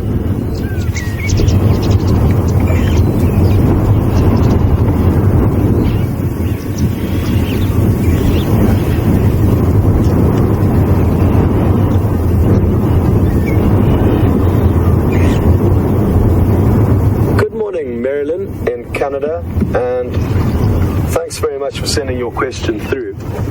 Marilyn has thought about the repercussions of having termites on the lodge areas, and they do cause a lot of hardships for most of the lodges in this area, because naturally these termites will seek out any wood they can find. Well, not necessarily these ones. These are grass eating. You get other individuals, like I said, that will focus on feeding on dead wood, and those individuals do create hardships for camps. But thankfully now there are also very hard woods that are used in the camps for two reasons. Structurally, obviously it's very useful that they are very hard and solid woods, but then also from termite points of view, it makes it very difficult for termites to penetrate and eat into certain trees like leadwoods, for example. But they certainly do cause trouble, but it's one of the prices we pay out here in the bush. You've got to get used to, as much as you can, living alongside not only the big and furry animals, but also the small little ones like this that can create a few hardships. Good question though, and just looking at the structure up ahead of us, it may well have been treated with something that would prevent termites feeding on it, but even with a specific treatment, I'm fairly certain that it won't be long before that whole structure needs to be replaced. you wouldn't want to be wobbling around all the way up there on a termite-ridden platform. Still got the taste of that termite in my mouth. I can't quite put my finger on it. I should have probably had a few more, but I didn't want to be greedy. And I didn't want to steal the Birchall Starling's breakfast. How interesting, though, and what an awesome thing to see. When James and I initially saw that tawny eagle, we saw it from a long way off, and my initial thoughts were that it was a secretary bird that's being seen here on the airstrip a few times. But as we got closer, this whole story unfolded, and I hope you enjoyed being along with us for it.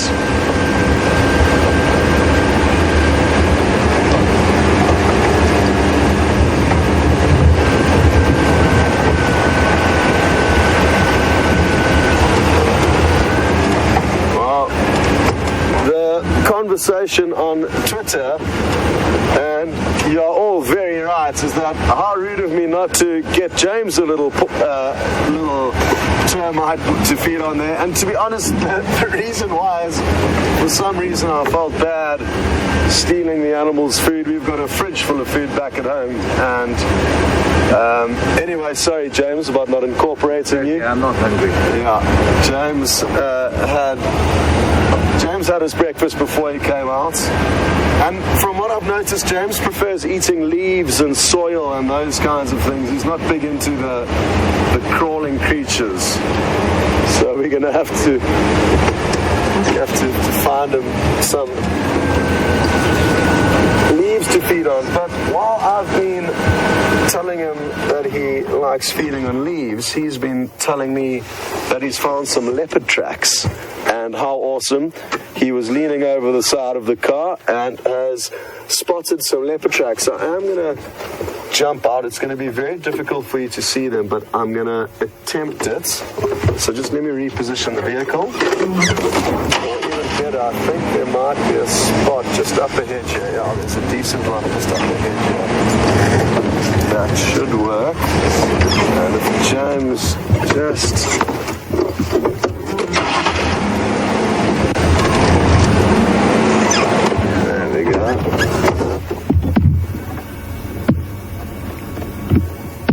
And just up by that stick there, I think, where's the track?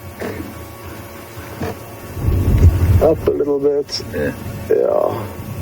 So it's very difficult to see, but you can notice a very slight pad mark in the sand. And these are what look to be female leopard tracks that are heading down this road. Now, in overcast weather, oh, that's a good one there, where we can see a large back pad. But again, in these conditions, when it's overcast, it's very difficult to see tracks, but they do continue down this road in the direction we're going in. So well done, James. And judging by the location that we're in, as well as the size of these tracks, they could well be the tracks of Shadow. And as we carry on down this road, we'll check very carefully to see if the cub is here, but it sounds like Brent's got some good action over with him. So while we work this out, enjoy the lion. We'll catch up with you later.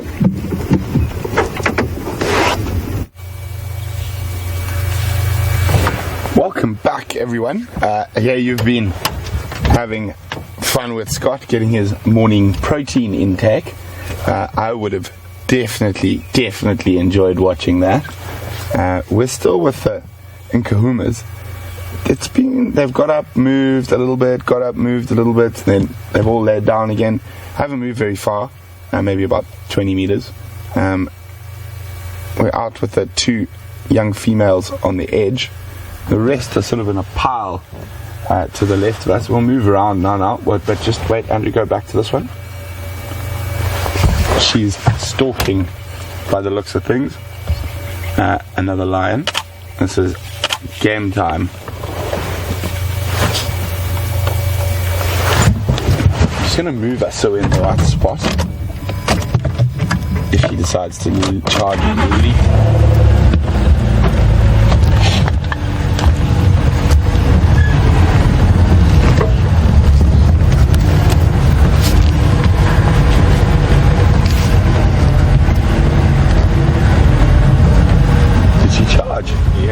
while I was trying to get around. There's a tree right behind us. Cool. Thank you for that, Andrew. That could have been quite bad. Ooh, and it's quite a big one. I don't think we would have won that battle. There we go. That is the tree I nearly reversed into.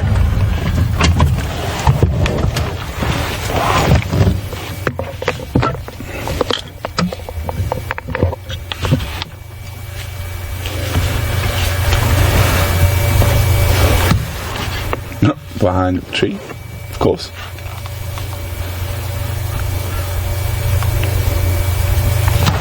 Lazy lions, I think they did have a very busy night, and that's just judging from the tracks. If you guys have just joined us, you are sitting on the back of my safari vehicle in the Sabi Sands, South Africa, at Djuma Private Game Reserve, and we are watching a Lion Pride live. So you are seeing the lions at the exact same time as me, wherever you are in the world. We're also interactive, so you can ask me questions about what we're seeing on safari right now, live, and you can do that by emailing questions@wildearth.tv or use the hashtag SafariLive if you're on Twitter. So, from the tracks we found earlier this morning, this Lion Pride's been chasing buffalo for the majority of the night. They haven't had any luck, as you can see. They are not full, and there's no buffalo corpses around. But they look like they might get active just now. But they've slowed down again, but they are hungry. And the reason they probably haven't got active, even with this really cool overcast weather, is due to the fact that they probably exerted a lot of energy last night chasing buffalo without success. So they are sort of building up their energy stores again, resting for a hunt later in the day, hopefully.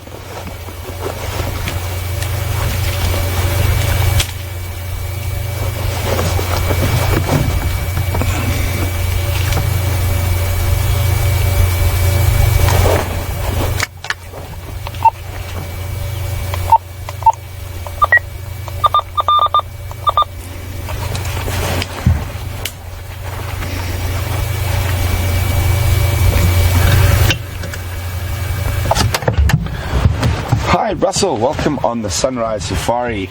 Russell's got a question. How do I explain the behavior of these lions as opposed to the lions that killed someone recently in the lion park just outside Johannesburg?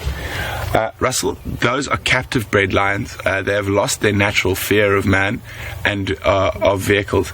I think the main reason that those lions associate the vehicles, there's a spider web, associate the vehicles with food and try and get in the windows and that, is because those animals are fed from the back of a vehicle. So they will associate all vehicles with food, whereas the lions here do not at all associate the vehicles with food. They also have an instinctive response to man when we're on foot or when we're walking during the day, and that is due to the fact that modern day man and modern day lions came into being at around the same time, between 150 and 200,000 years ago, and the reason for this is that we were direct competitors. Lions developed into the dominant diurnal predator, and we developed into the dominant other way around. We developed into the dominant diurnal predator, and lions developed into the dominant nocturnal predator. So during the day, we are dominant over lions, and a group of men can hunt and kill a lion during the day, and we are one of the only animals that is able to operate at full function during the heat of the day, where lions are not able to, and that's an evolutionary adaptation, so we don't compete at the same times, even though we might be competing for similar resources. But so those lions in Johannesburg have grown up. A lot of them have been hand-reared. They have no natural fear of man, the bipedal figure of man, that upright figure of man. So if we were to walk into these lions on foot now, more than likely they would actually run off and move away from us, being daylight hours. At night, very different story. At night we become part of the food chain, and one of the reasons we try to we head home when it gets dark. It's actually an instinctual response from when we used to live on African savannas, and we knew when it got dark, it got dangerous, and we needed to get to a place of safety. Where there's those lions at the lion park, they have learnt to associate vehicles with food. They are fed from vehicles, and that is possibly why they take far more interest in the vehicles, and they have learnt that there's actually food inside those vehicles. It is a very different place and industry to where we are now. These are wild, free roaming lions. Those lions are kept in pens of about a couple of hectares that, in terms of natural, also the natural amount of lions is very high in those areas. You can have 30, 40 lions in a very small area, and they're fed by vehicles. Whether it's here, these are free roaming lions. They don't associate the vehicles with food, and they have never been fed, so they have to hunt for their own animals, where those other lions have all been fed their whole lives. That's not to say a lion doesn't know how to make a kill. A lot of the skills that are needed to make a kill are instinctive in a lion, and one way to make a captive lion hunt is if you take it out of its captivity and you leave it in the bush for long enough, it'll get hungry and it will catch something. So a lot of that stuff's instinctive. So you've got high pressure for food in those areas because there's a lot of lions in a very small area. They're fed from vehicles, and the lions have lost their natural fear of man. And with our vehicles here, but if we drive carefully and considerately like we do, the lions don't actually associate the vehicles with people. I mean, it smells like petrol and oil, and people don't really smell like what a lion instinctively knows them to smell like, because we've only really started spraying smelly stuff and using soap in the last 100 years in Africa. So we don't smell like people. We smell like deodorant and soap and washing powder, and the vehicles smell like petrol, and that, all which are very inorganic smells to an animal like a lion. If you stand up on a vehicle, a lot of people say it's changing the outline. It's not. All of a sudden they recognize that bipedal figure, because you're breaking the shape, and there is that bipedal figure, which is a predator. And the reason they act badly when you stand up near them, they either run away or become aggressive, is because they recognize that there's another predator close by, and very close to them. So that can make them act negatively. Whether those lions in the lion park have absolutely no that's sort of been trained out of them from cubs. They don't know that man is supposed to be dangerous anymore. I know it was a bit long-winded there, Russell, but I hope that sort of clarified some of what you were asking.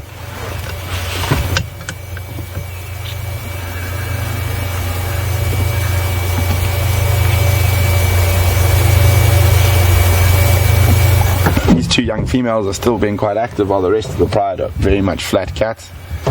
Notice there's been quite a lot of eating of grass by a lot of the lions this morning. Maybe trying to set something right in their stomachs. It could just be something to chew on in the meantime, but the young male seems to be doing it more. Maybe he has got a bit of an upset stomach.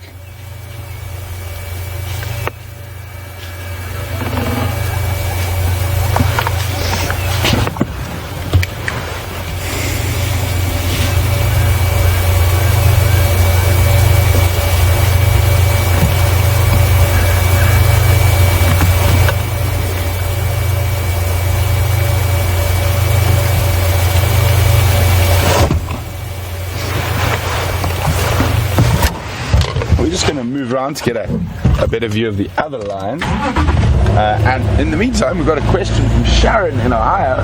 Welcome on the Sunrise Safari, Sharon. Sharon would like to know, do we know who the father of the young male is? I'm actually going to try to get a view of the young male while we're going to talk about him. I think he's more appropriate.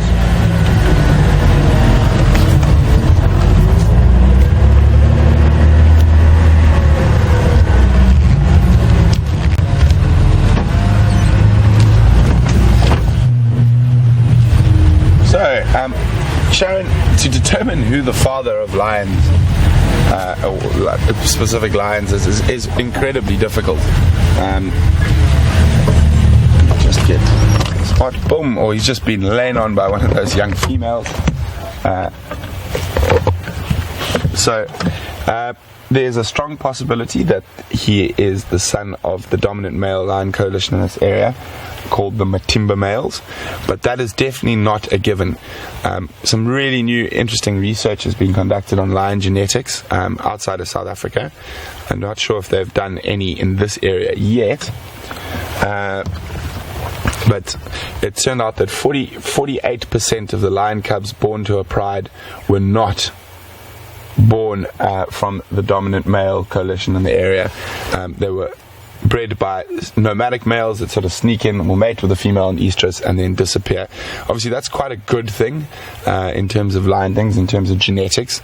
It keeps a nice open genetic system, and that really only works in areas like this where they're open and the lions are free to move between different areas. Lions are able to inbreed up to 6 generations without too many adverse effects, but obviously it's not ideal.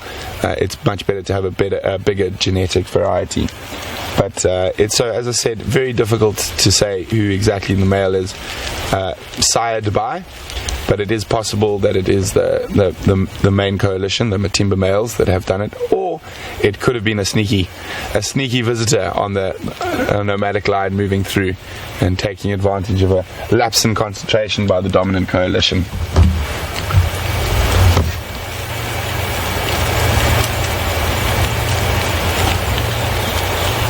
So even though that they are hungry, they are still very much flat cats, and as I said earlier, that's probably because they have been very busy during the evening from the tracks I've seen chasing buffalo, and obviously no success. But it does bode well for us later in the day that they might start hunting. They might even hunt during the day in this cold, overcast weather. But hopefully they'll be good lions and wait for us to get here at 3 o'clock Central African time this afternoon for the sunset safari. Oh, stretch.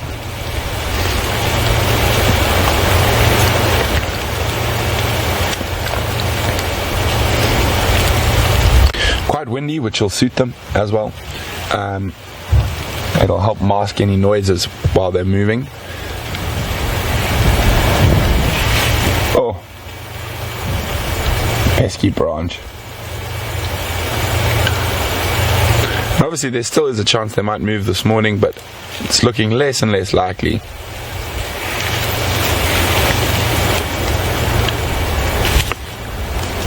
Watch them prove me wrong. Come on guys, prove me wrong. Let's go catch something. They are magnificent animals in pure muscle. And if you look at that muscle, you can almost see the build-up of latent energy that's there waiting to sort of be released in an explosion of power and speed. I mean, a lion at full speed in the hunt gets up to about 21 meters per second, which is incredibly fast. Obviously they're not able to sustain that for very long. They are designed for sort of very big short bursts of speed and energy expenditure, and then they have to rest. So that's what we're seeing now at the moment, the rest period. And lions on average will sleep for about 20 hours a day with only 4 hours of activity, and out of that 4 hours you'll probably find only maybe 15 or 20 minutes of real bursts of activity and energy use, unless they are feeding and fighting over a carcass.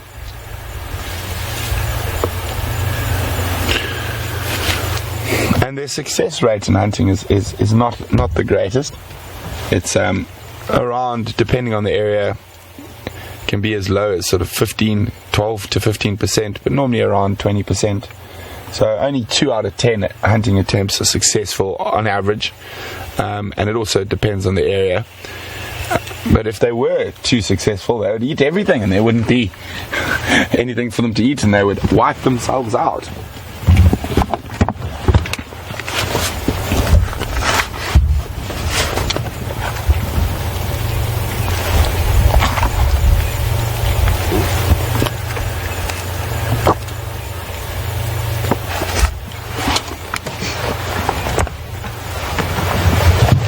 while we're looking at these lions, I've got a question for all you guys out there.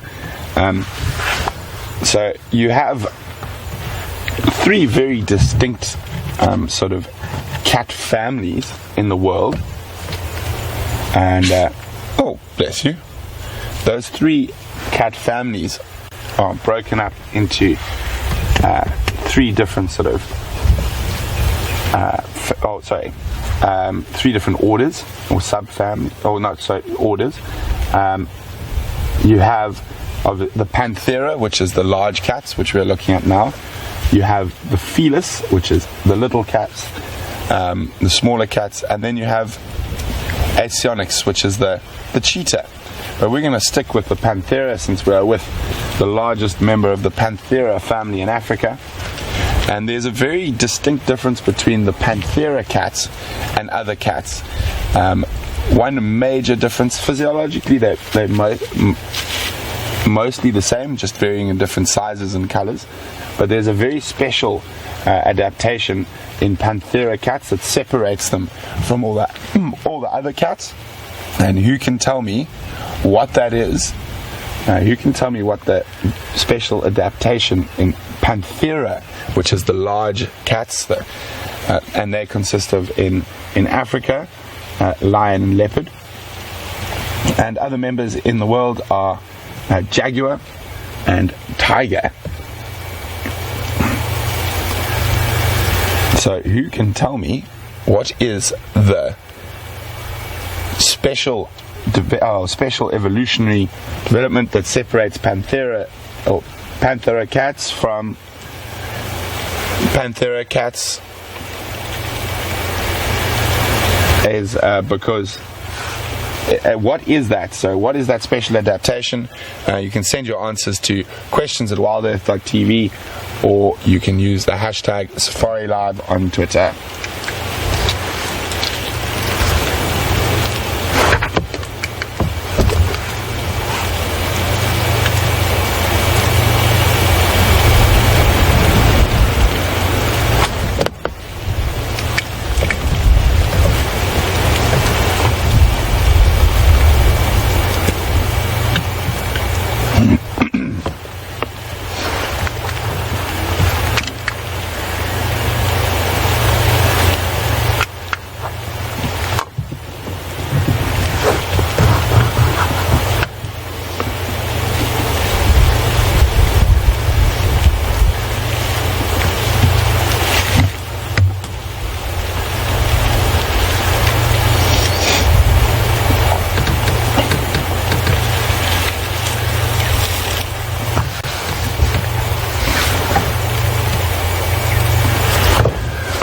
Ron, welcome on Sunrise Safari, Ron. Ron is from Scotland. Ron would like to know, why does it seem that even when we're camping, thin tent walls will protect us from lions at night, whereas out in the open we would be a target? And he says, surely the lions know we are inside those tents. Well, Ron, lions, without going as far as to call them quite stupid, I think stupid's probably the wrong word. They are instinctual, so they need to see the movement, and that thin wall of the tent stops them being able to see our movement. Oh, we're having a big stretch there. So, Ron, the reason for that is that, I mean,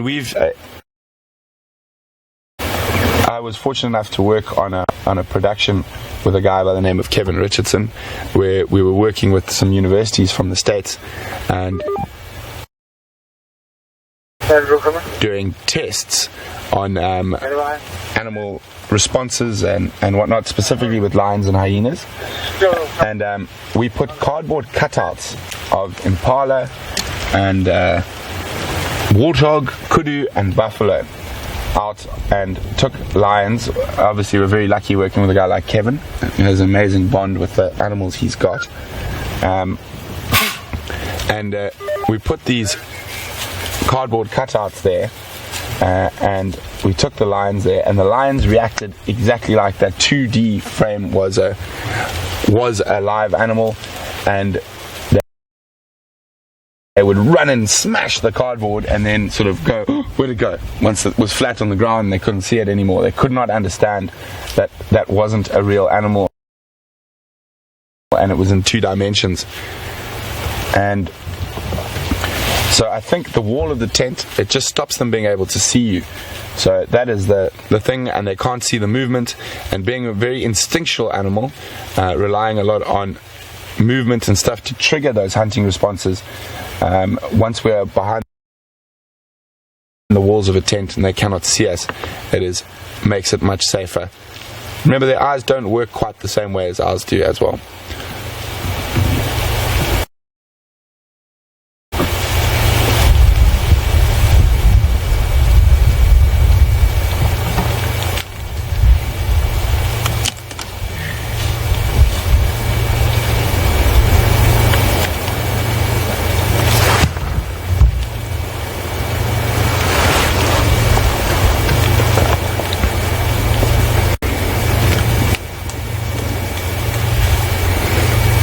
So it's quite nice, a lot of this interaction on a cool morning like this. If it had been hot by now, they would be completely flat. And it does look like some of the lionesses have heard something. No, not too serious. Heads down again.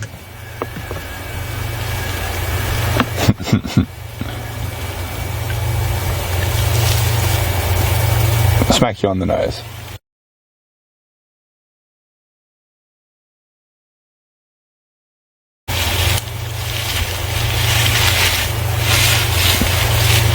That pesky branch in the way. Bite it.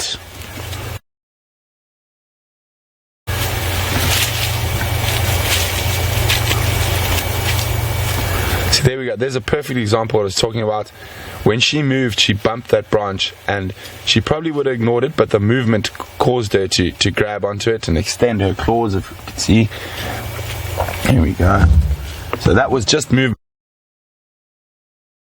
So that instinct movement is very important in setting off lions and sort of hunting behavior.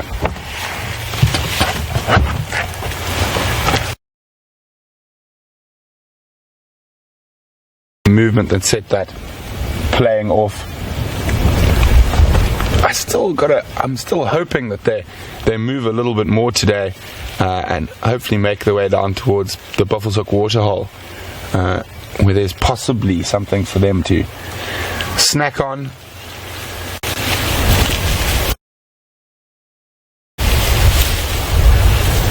But as I said, it looks like they had a long night of attempting to catch things, and that is why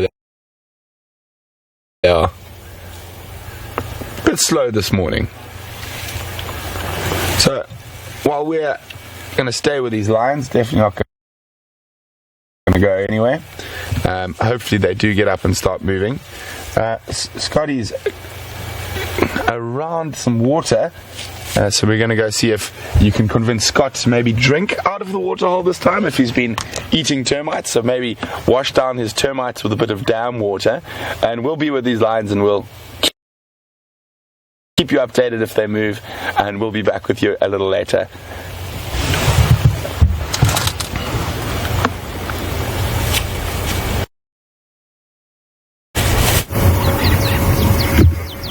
Welcome back, everyone. And sadly, the leopard tracks that we were following crossed south out of Arethusa, so we could no longer follow them. But here we are at the Arethusa Dam, and as James is showing you, there's a pod of hippos, and really great, the youngster that you can kind of see to the right of the large one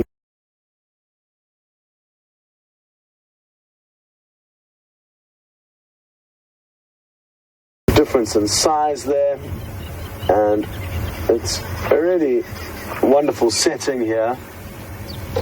It's one of the largest dams. I think it's fair to say it is the largest dam that we have access to. And it's home to hippo, a variety of birds.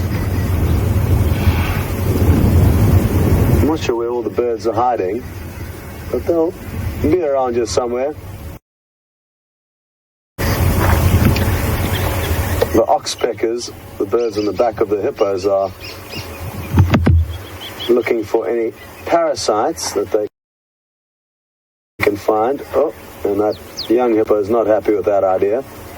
So it appears to be trying to buck and bronco until they come off. Or it may just be getting comfortable again. Great to hear that the lions have been interacting for you. And always great to watch the interesting dynamics within a pride of lion, especially when they're a little bit playful. So, really happy that you've been getting spoilt with some great views. I hear Brent suggested I should wash down on the termite I ate earlier with some of this Arethusa waterhole water, and thanks for that kind suggestion, Brent, but I'm going to pass.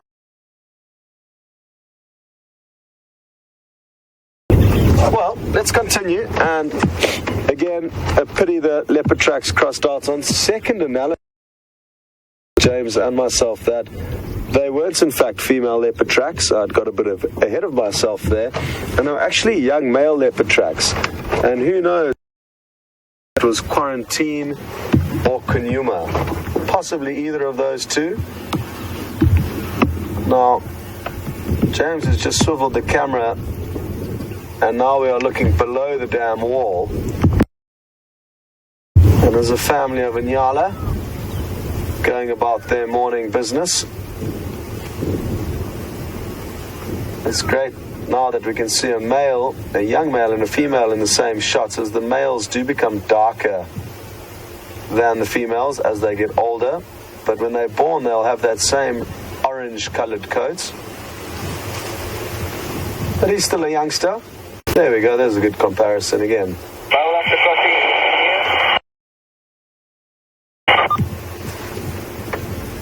I haven't heard any updates on the radio, but that's not to say that there's not animals floating about. We just need to find them, and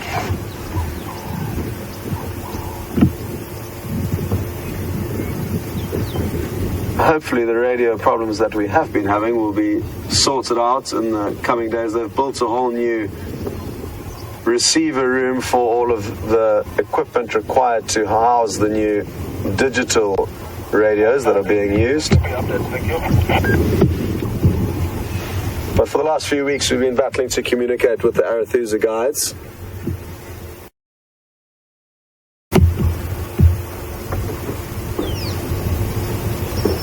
Now it's interesting what we're seeing here, because even though Inyala are typically browsers that feed on leaves, they will also feed on grass at tougher times of the year.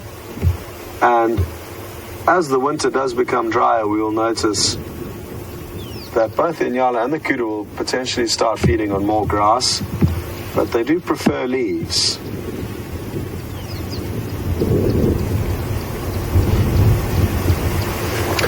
We're going to continue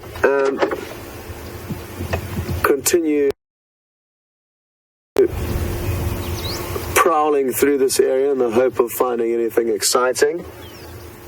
I've got an idea where I'd like to go and check next, and that's on the border with Djuma. Again, an area where Shadow has been spending a lot of time now. We can only speculate as to why the animals' territories change and shift, and their behavior changes and shifts slightly as time progresses. And Shadow spending more time on the eastern parts of her territory towards Djuma. One of the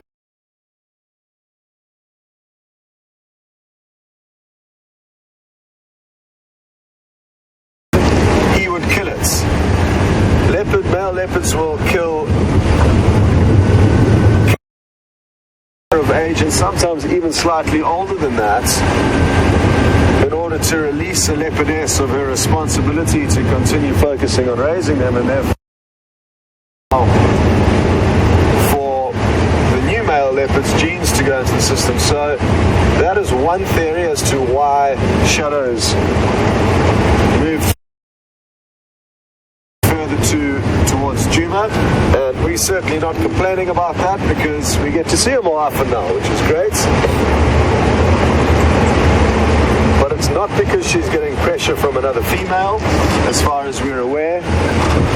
It's that she's concerned that the Anderson male, who is not the father of her cub, is now spending time where he could bump into them, and that wouldn't be good for that little cub called Sindile.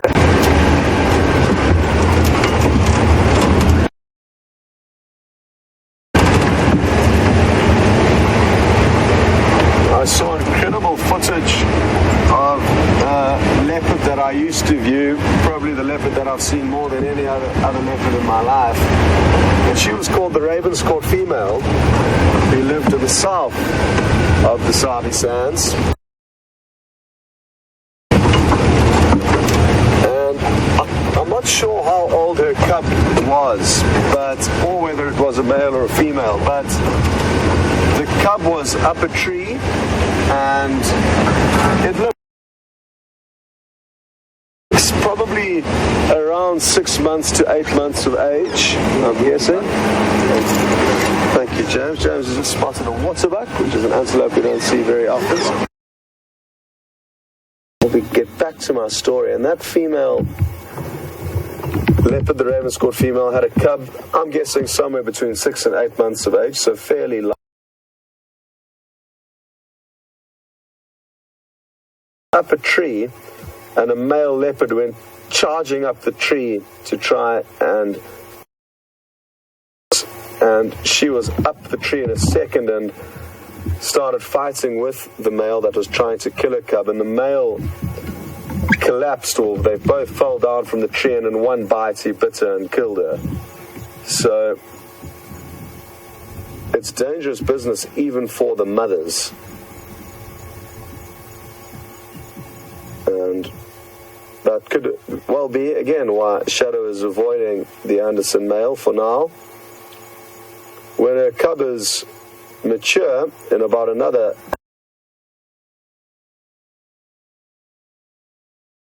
8 months or so, or possibly longer, and she no longer needs to look after him, her thoughts about the Anderson male could change, and she could become very interested in mating with him.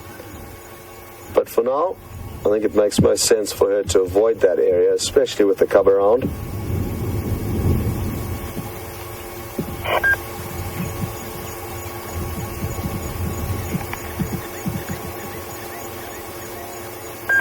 They've got very shaggy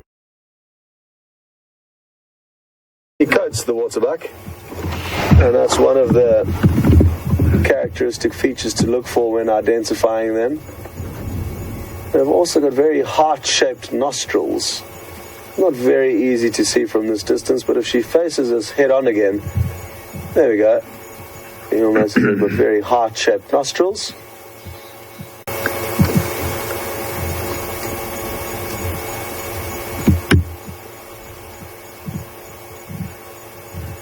And they often do occur in small herds in this area around the Arethusa waterhole. I did see one in the background. You can still just make it out wagging his tail, and a few more appear to be coming into frame.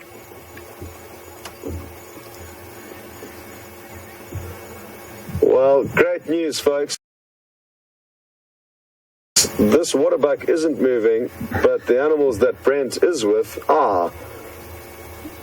So we're going to take you back to the lions, and we'll catch up with you a little bit later.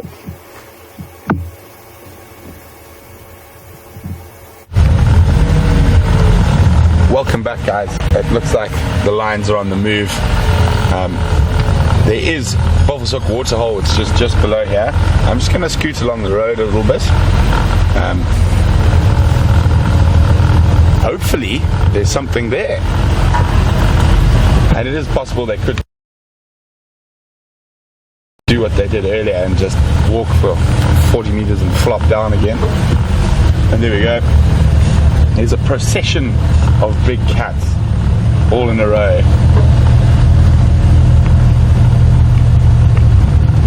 I'm just going to zoom up ahead.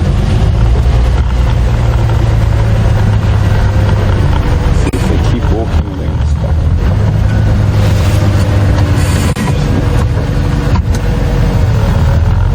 See what they do. I think they're going to keep moving.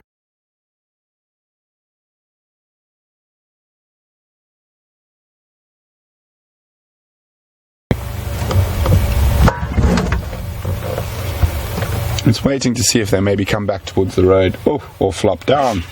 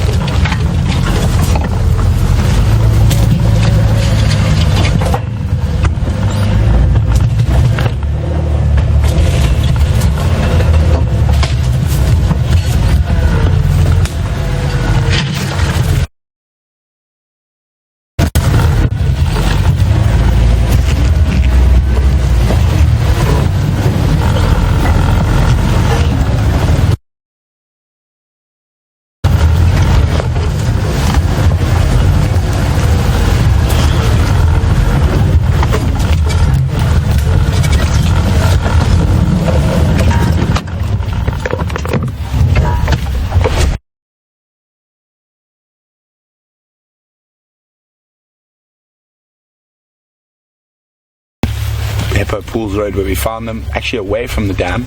Maybe they know something we don't. Maybe this is the area that they were chasing buffalo in last night.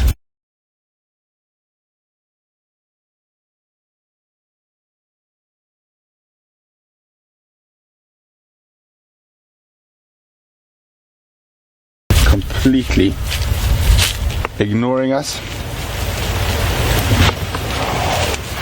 There you go. Just walked right past me here. Isn't it great to be able to spend time with Africa's big cats like this? We're very, very special and privileged, and so wonderful to have you guys on the back of the vehicle with us.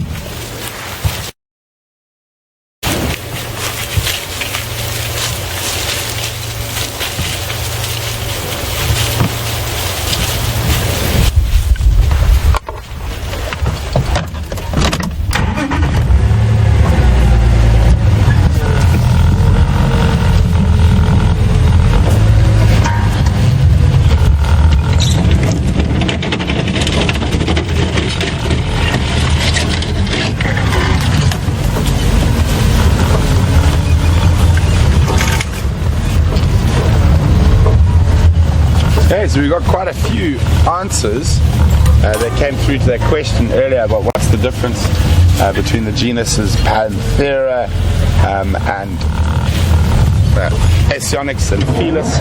Apart from the obvious size, all the Panthera cats are quite large cats.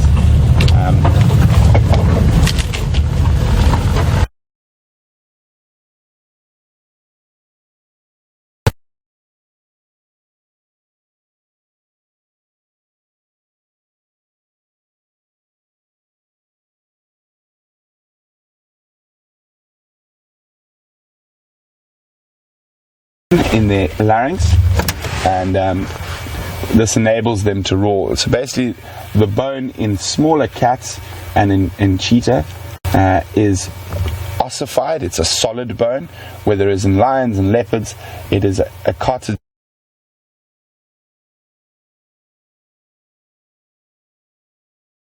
Interesting. Well done, guys. I'm just waiting for a few names, and if the lines stop moving again just now, I'll actually show you a diagram of the difference between the Panthera's hyoid apparatus and a normal cat or cheetah's.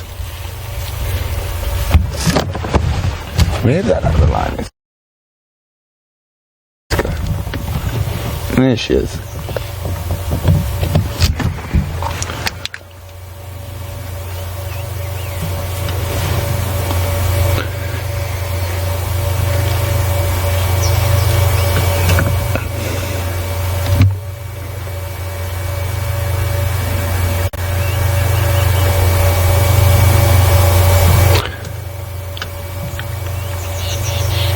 Well done, Marianne and Yvonne, Kathy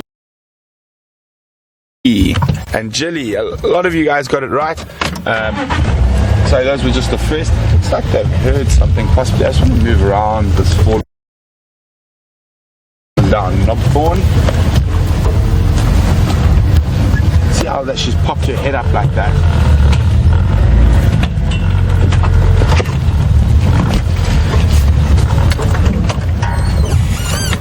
Definitely heard something. A very sphinx-like pose there.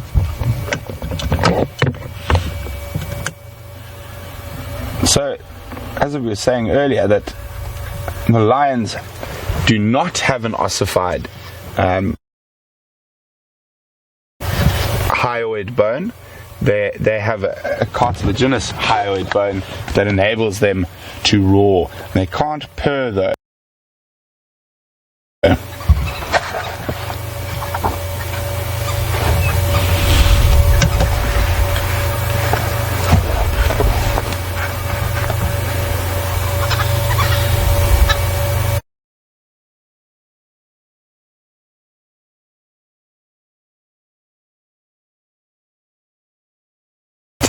Well, now they lost a little bit of interest in whatever they thought they might have heard.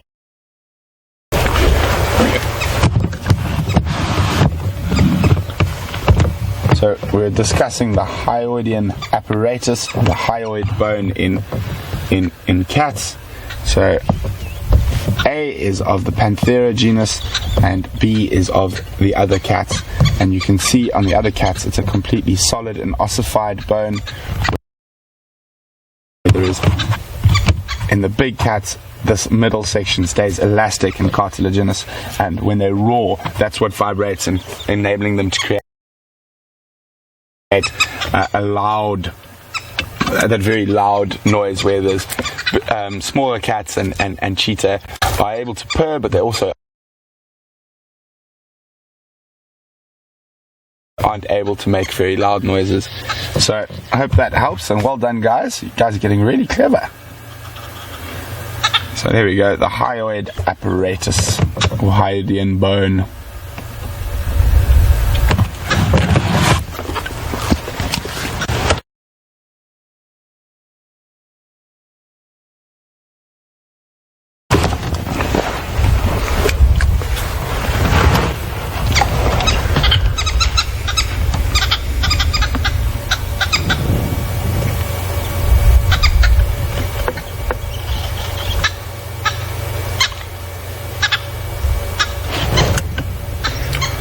John in Gardena. John saying it's not entirely true about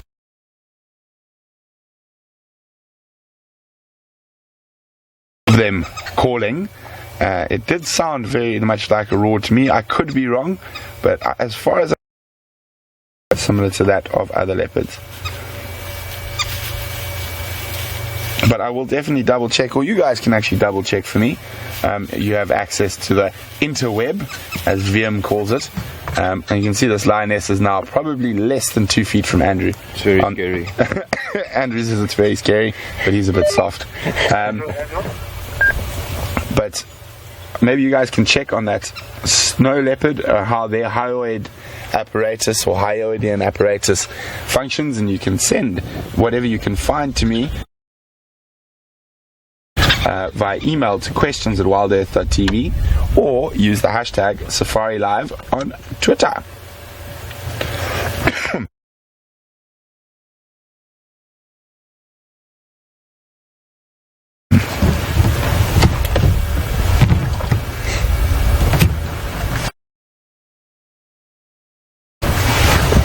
Oh, isn't that cute?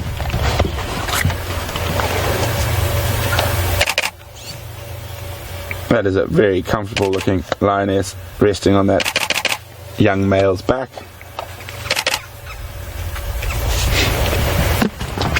Oh, she's coming for you, Andrew. No, I'm only joking. She's actually moving away. There we go. One of the young females arriving. Going to possibly add to the lion pile.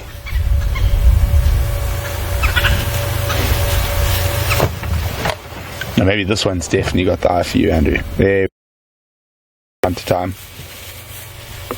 And as long as you don't pressurize them and push them with the vehicle or do silly things, they have no reason to be afraid of the vehicle or associate the vehicle with any negative connotations.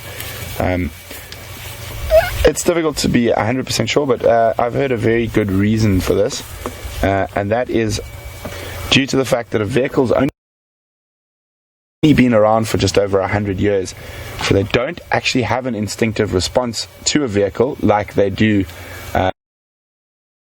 that upright figure of man.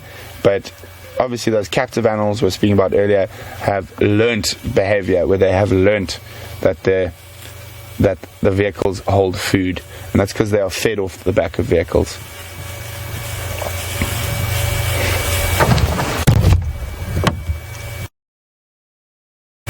So deeper into the block we go.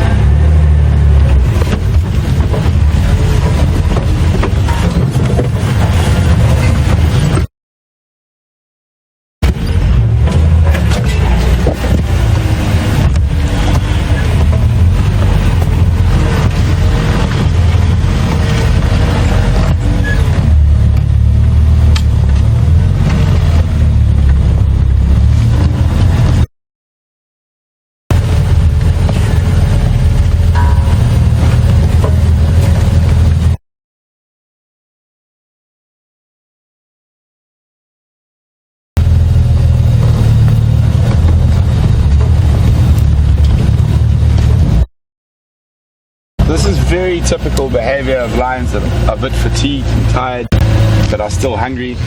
Move a little bit, rest a little bit. Move a little bit, rest a little bit.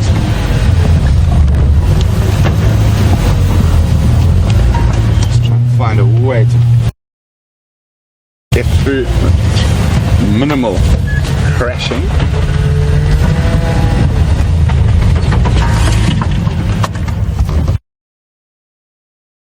The stragglers are holding us up here. Oh, go around the long way.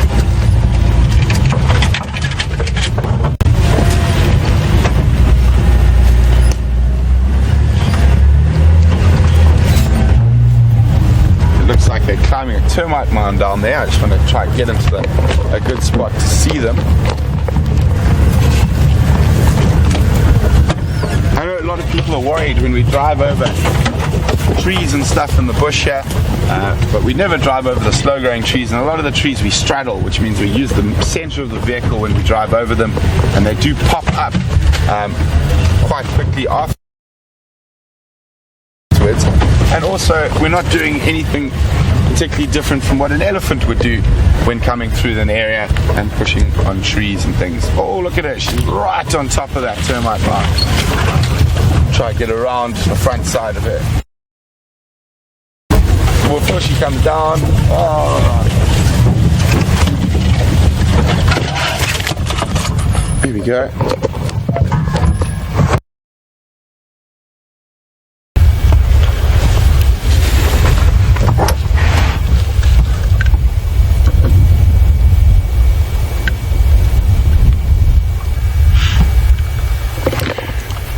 So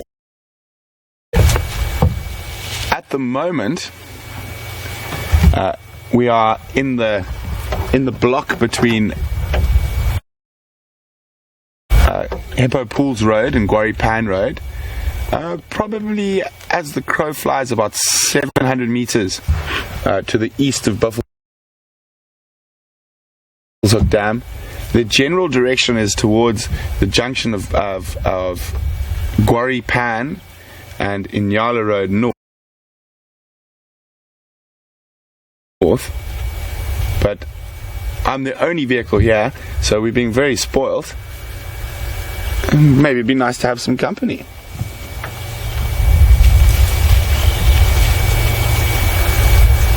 Look at that, playing King of the Castle.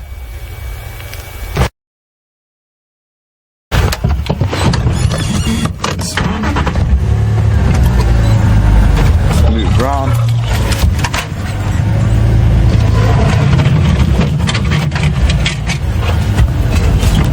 Trying to get comfortable on top of the termite mound, but there's quite a lot of uncomfortable bumps up there.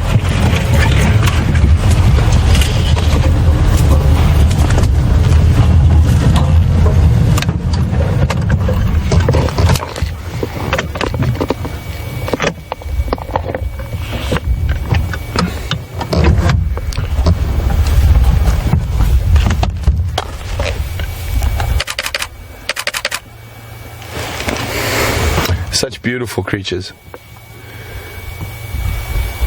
So a few drives ago we were having a discussion about pink noses and what age lions lose the pink nose.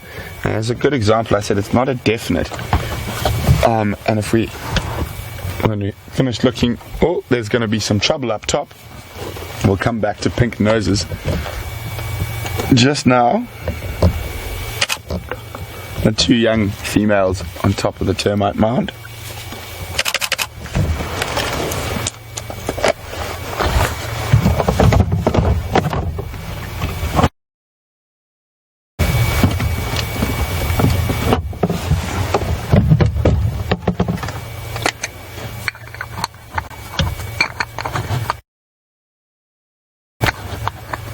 Sorry, all that clicking and fiddling is me changing camera lenses.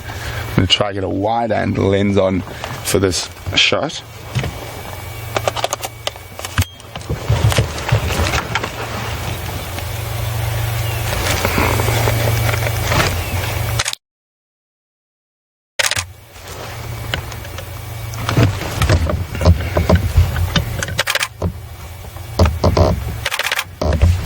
Quite difficult photographic light today with this overcast cloud.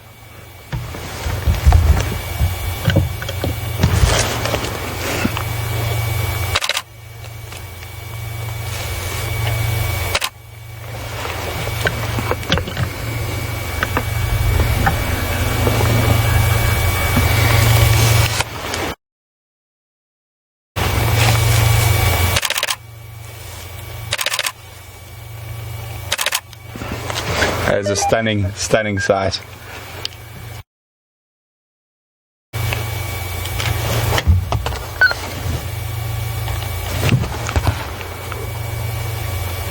So slowly moving, resting, moving, resting. So can you zoom in on the nose there for me, please, Andrew? Which one? Start with those two on top. There, that one's perfect. So you can see there's still some pink in the nose, but it's quite black. Now she's turned around, silly girl. But this adult female who's right next to me here has, in some cases, more pink than the younger lines on her nose.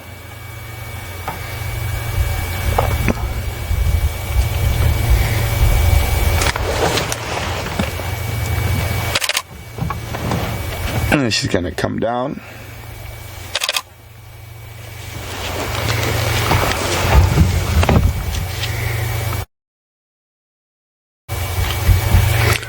Lions love using termite mounds as vantage points to see if there's anything up ahead.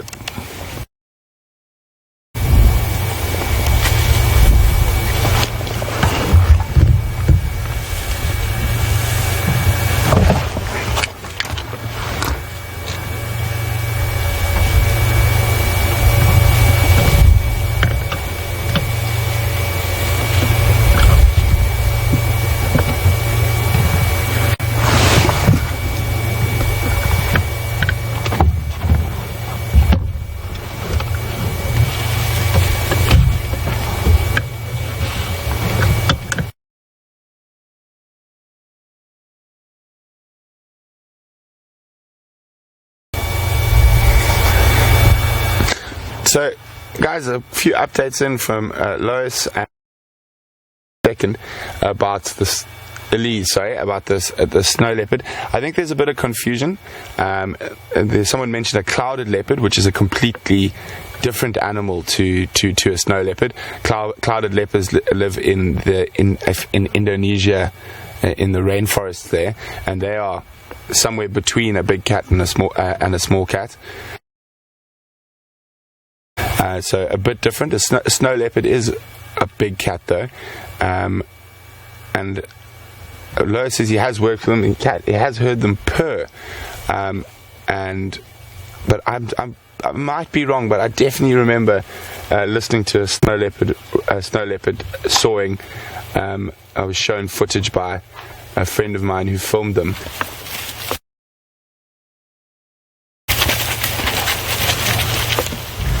Lots of little lions all around us. So it looks like that little patch of inactivity is now over, and they might move again for a little bit. And if we have a look, they're quite spread out. We've got this one female who's still lying right next to us here. And then we've got one of the sub-adults behind the branch there. Another adult female behind the sub-adults.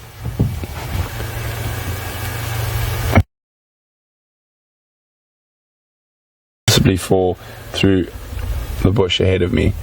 I'm just going to try to find a way to move around and see if we can get a better view of the others. An adult. So we were talking about it the other day.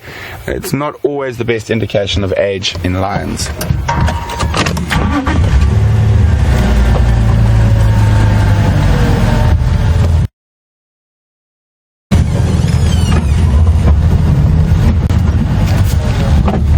It might be easier to go around the back of the termite mound than through this big scrub to our left.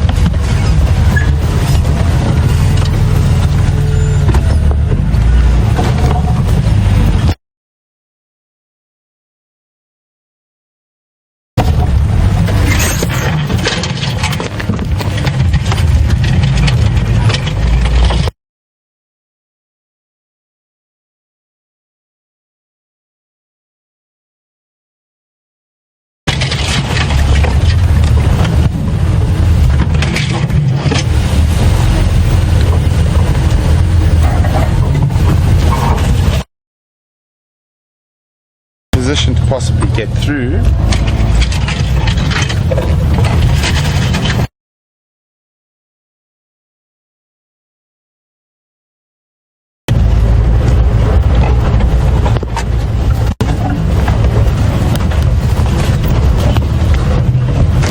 Again, they're doing very typical lion behavior for hungry but tired lions. Little bits of movement and then resting for a short time and moving again.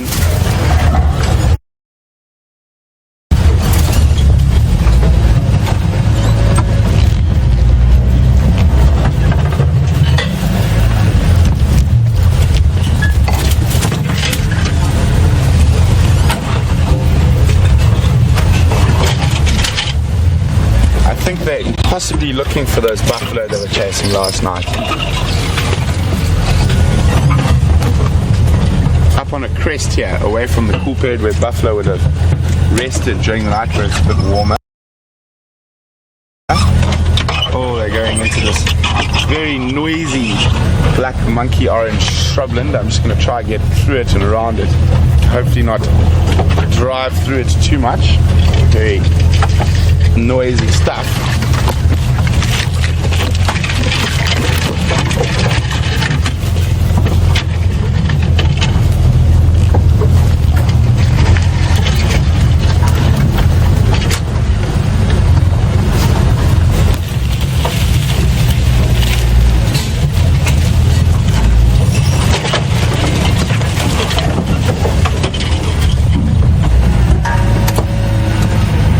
Definitely going to stick around with these lions while they're moving.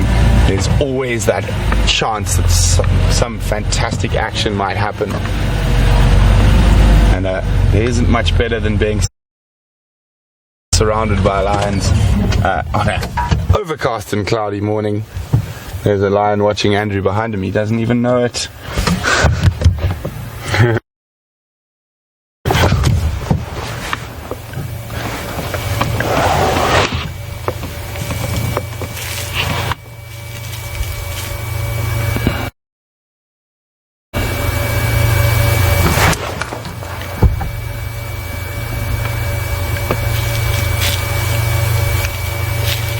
It's a very quiet. Can't really hear any birds or anything at the moment.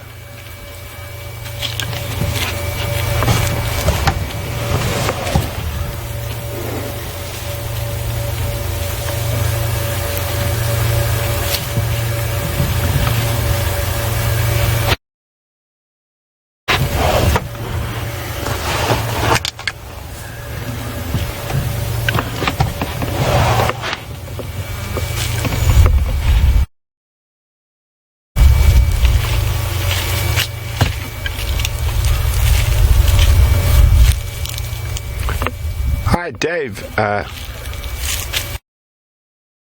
Welcome on the Sunrise Safari. Dave's just letting me know that snow leopards do have an elastic hyoid, like the other Panthera, but they do not roar so much as chuff. So there we go. Thanks very much for that, Dave.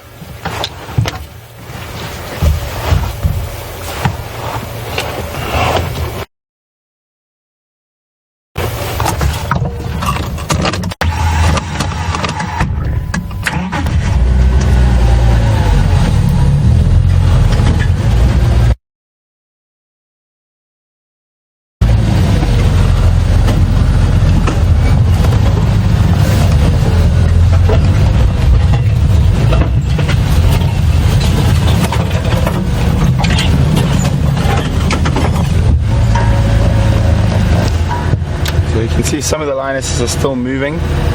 One's already plonked down. Unfortunately, they're moving through a lot of these small monkey oranges, which make quite a lot of noise when we drive through them. But as you can see, it doesn't faze the lions and also all the other animals that live in the Sabi Sands.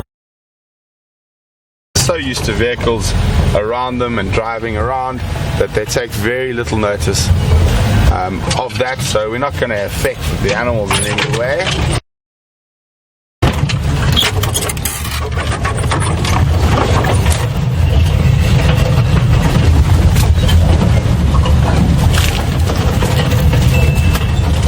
And these little guys we're driving over are so resilient, they pop straight back up into position as we go over them.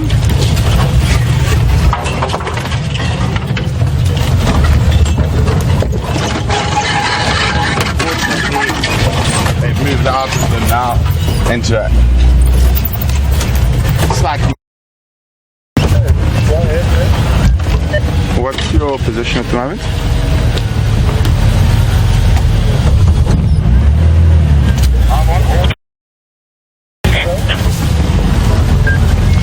Okay, copy, not to worry.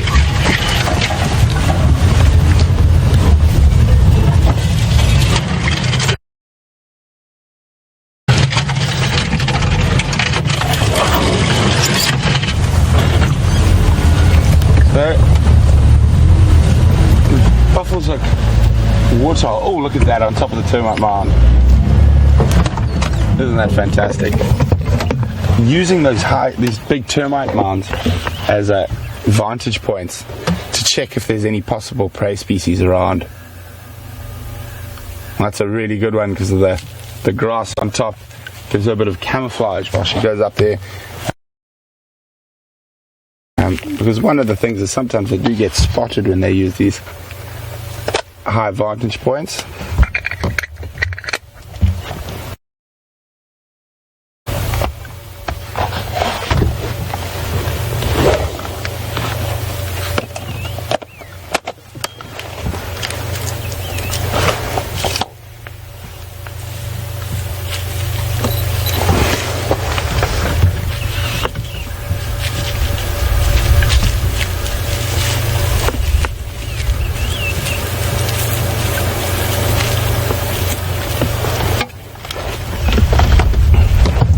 others have moved quite far ahead. We're going to try catch up with them.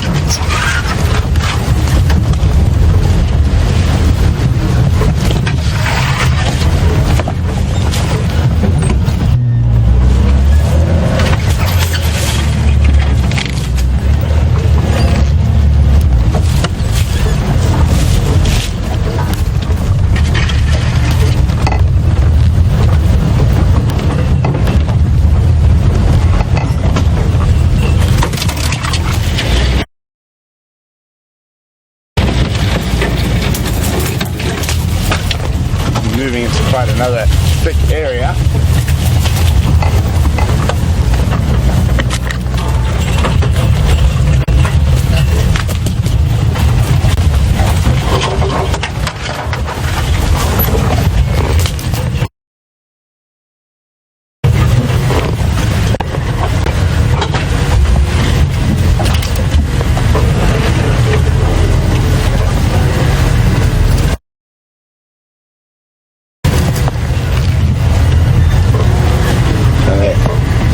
Looking far more determined with their movement at the moment.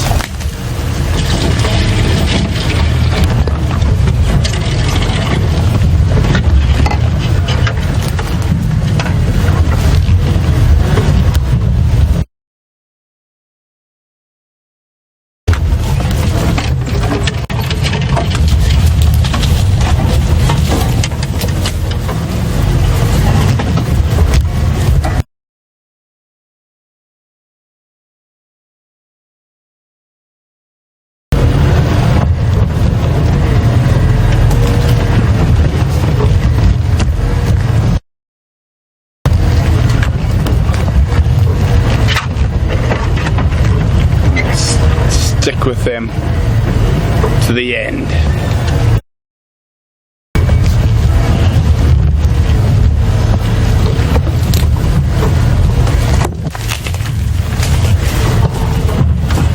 Oh, looks like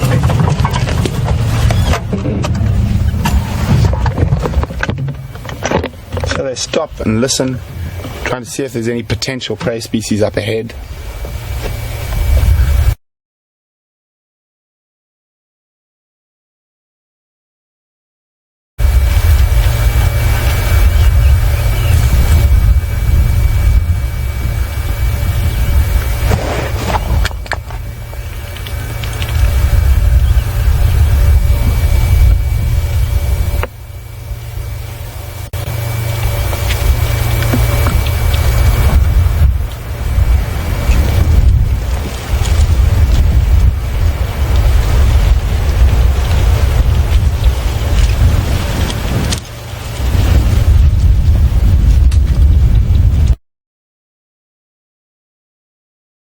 And we will be back. We're not leaving these lines for a second.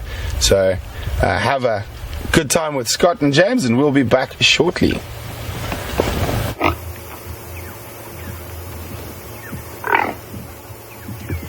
Well, welcome back with us, folks. And these impala are really having apologies for the bush being in the way, but they're moving so quickly. Now, even though it's technically the end of the rutting season, these guys are still battling it out here. And, oh, look at that.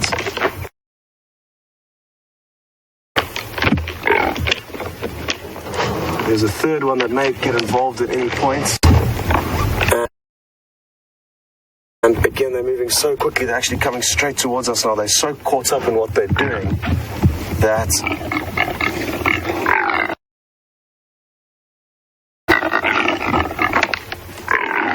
Oof!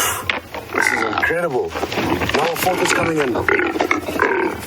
And again, sorry for the bushes, but there's nothing we can do. Oh no. This is absolutely incredible. Jeez. Wow. The intensity of that battle was probably the most intense I've ever seen. And they're continuing, so we're just going to try and reposition the vehicle. We came into this area because we heard alarm calls earlier, but it could just be that they were snorting at one another. And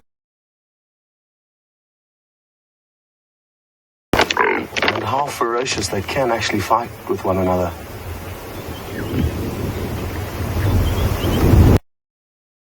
Into those horns clashing.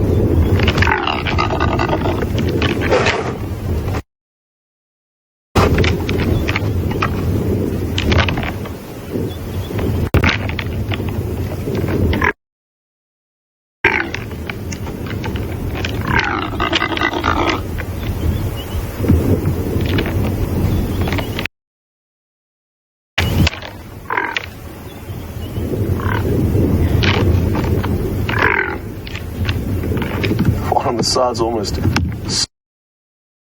spurring them on, but these two have got a serious battle going on, and even though it's uncommon, it can result in death. Those horns are very sharp,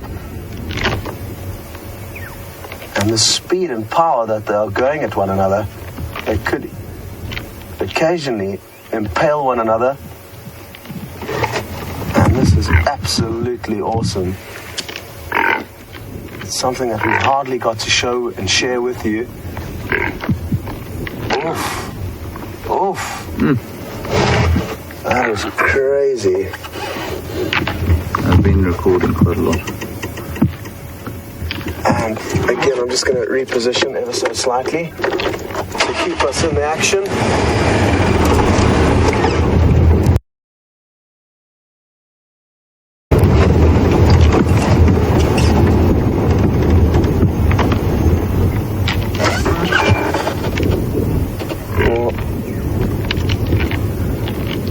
So caught up with their own battle, it just is a great example of how predators can often. This is remarkable.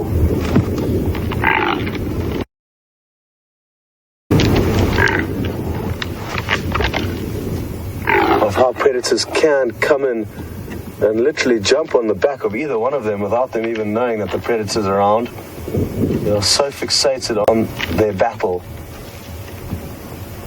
And all the audio coming from them would alert any predators in this area to an easy meal. And I'm surprised we haven't been able to find any male impala kills. Well, jeez, they've just tore off into the bushes now, and again, I'm going to move and see if I can keep us in the right place.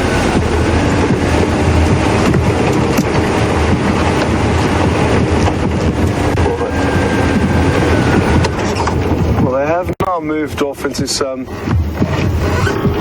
very thick bush, and because we've had such great action, there's all the ladies that we've been fighting for, even though it could well be the end of the rut and these males may be wasting their time. All the mating may have already been done, and there's already a male in and amongst those ladies, and with all the action we have found ourselves running out of time, and I think the end of the broadcast should be happening right about this very second, but we are obviously happy to do whatever it takes to share with you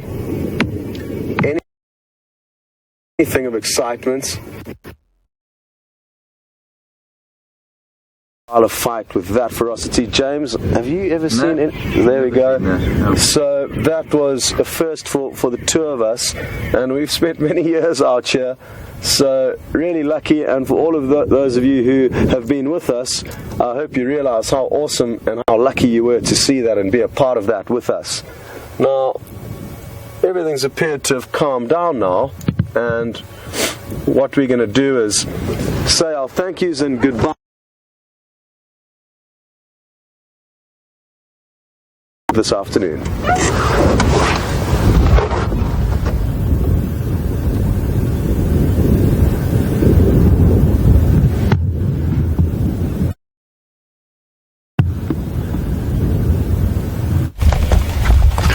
Welcome back, everyone.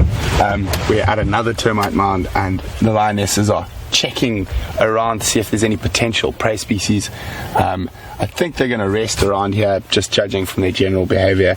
So it's been a fantastic morning. Thanks very much for joining us. We really do appreciate all your questions and your interaction with us, and we're definitely going to be looking for these lions again on the Sunset Safari. So for myself and Andrew, have a fantastic rest of your day or morning or evening, wherever you are in the world, and hopefully you'll be